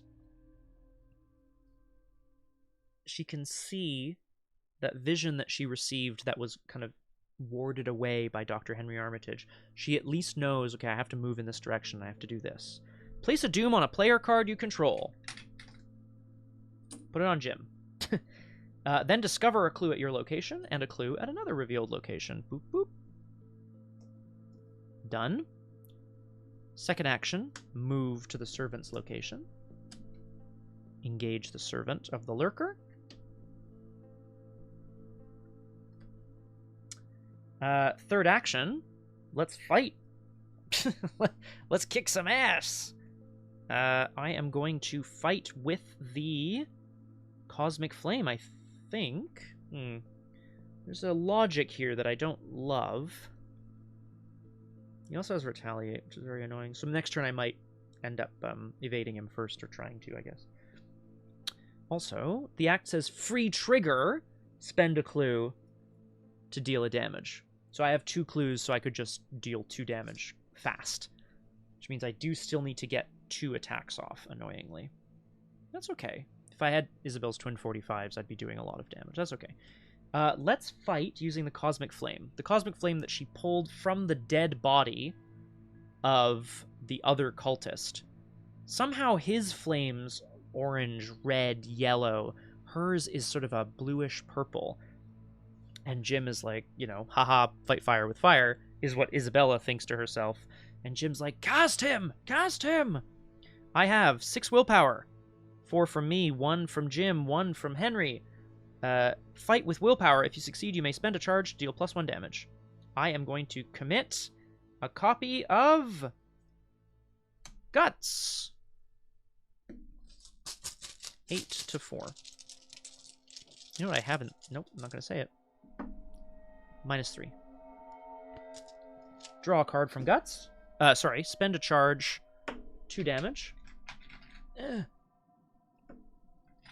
I can't quite kill him all at once, which is a bit sad. That's okay. Draw a card from Guts. It's another Will of the Cosmos. That's the end of that. Enemy phase. The Servant of the Flame absolutely pummels me into the ground. I am going to take 2 damage and 2 horror. The damage... Can I can take 1 horror. We can keep Jim alive. Isn't that crazy? Let's keep Jim alive. 2 damage and 1 more horror on Henry. 1 horror on me. Woo-wee! We ready, Jim? Yeah. We gotta be careful, Blanky Cat. Upkeep draws me a Cosmic Flame and gains me a resource. We go to 4 resources. 1 Doom goes on the agenda. We're almost done, team.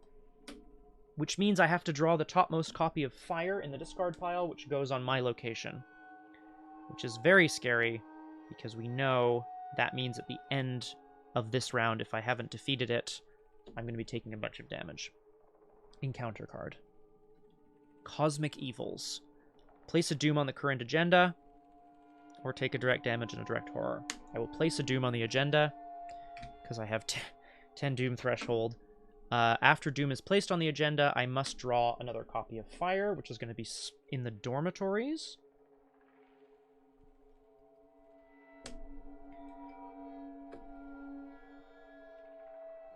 Please note all of the fires that have burst forth from this horrible man.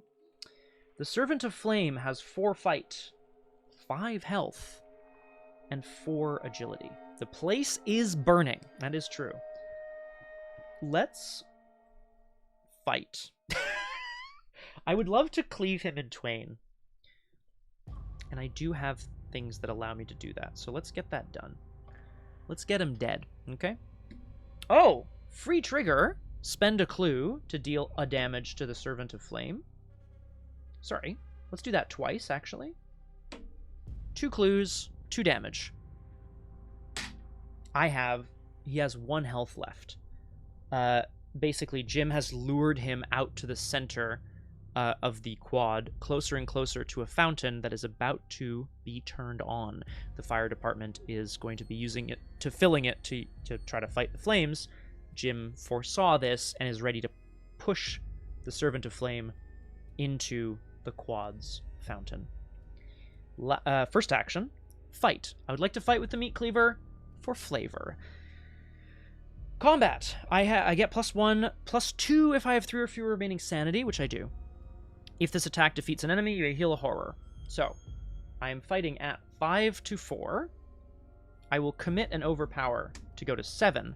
I will commit Isabelle's twin 45s to go to 9.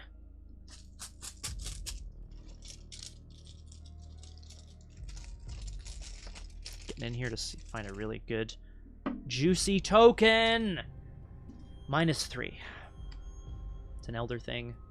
Still a success. 1 damage. I heal a horror. Thank you very much. And I defeat the Servant of Flame, who goes in the victory display, which is over there.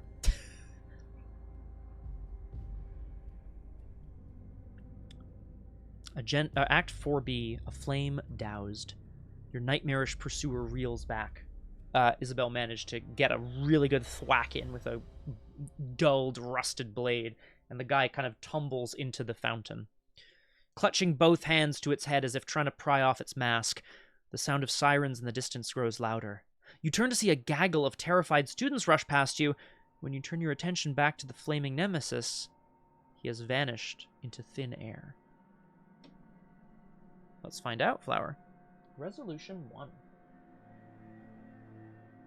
That's how it should have gone the first time. Mayhem unfolds as dozens of students work together to fight the raging inferno. Your mind races with a flurry of questions. Who was your pursuer? What did the hooded figures patrolling the campus actually want? And where is your friend, Amanda Sharp, the student? Dr. Armitage places one hand on your shoulder, startling you. If we hope to find your friend and their kidnapper, we must leave now. I'll explain everything on the way. Oh, of course, Flower. Sorry, I had a vision, the will of the cosmos, you see. You look at the students, fighting bravely against the blaze, and then at the head librarian. You could stay and help, but it would cost you precious time.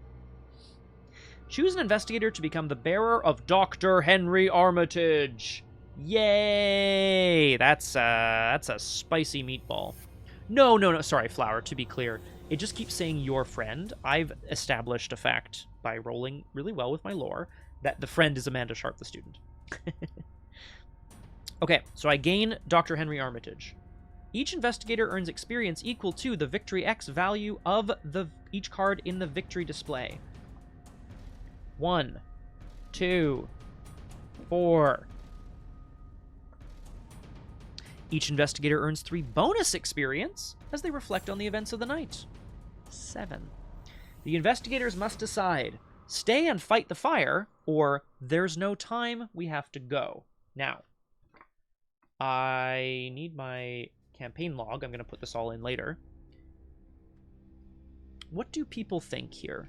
My thought is that Isabelle Barnes, mystic warrior that she is a helper. She is a warden, but not trait-wise, right? She's a chosen hunter. She's out there to hunt this thing down. She's out here to destroy it. So I think we don't stay. Weigh in the chat. There's no time. We have to go. Resolution 3. You flee the campus with Dr. Armitage, leaving the university to its fate. The wail of sirens drowns out all other sounds as you follow the head librarian to his apartment. Ooh. In your campaign log, record, Miskatonic University burned. Holy shit.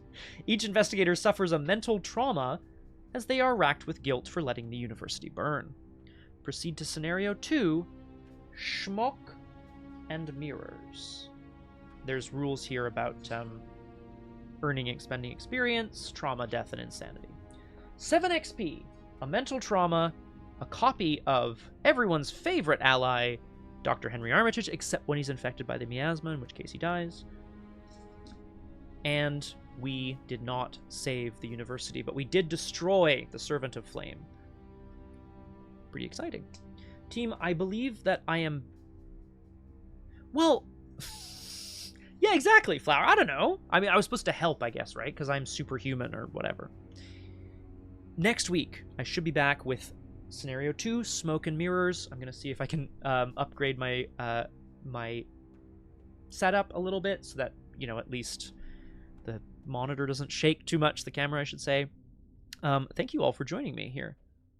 What to know what the other gave you? Oh, yes. Yes, Blanky Cat, I would like to know.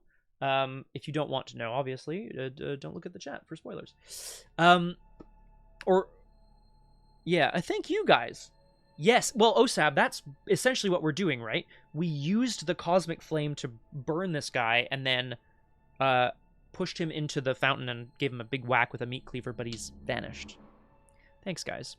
So, that's it for us. In about 25 minutes, join us for an early edition of Drew Crew over on Liz's channel. Tomorrow, rpgclinic.com/YouTube, my character creation for Exalted Datafall, the brand new campaign we're doing.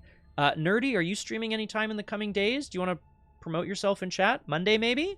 Tuesday, you can join me again for a new game here in character. And then next Saturday, we will be back on Doomed with a brand new scenario in person.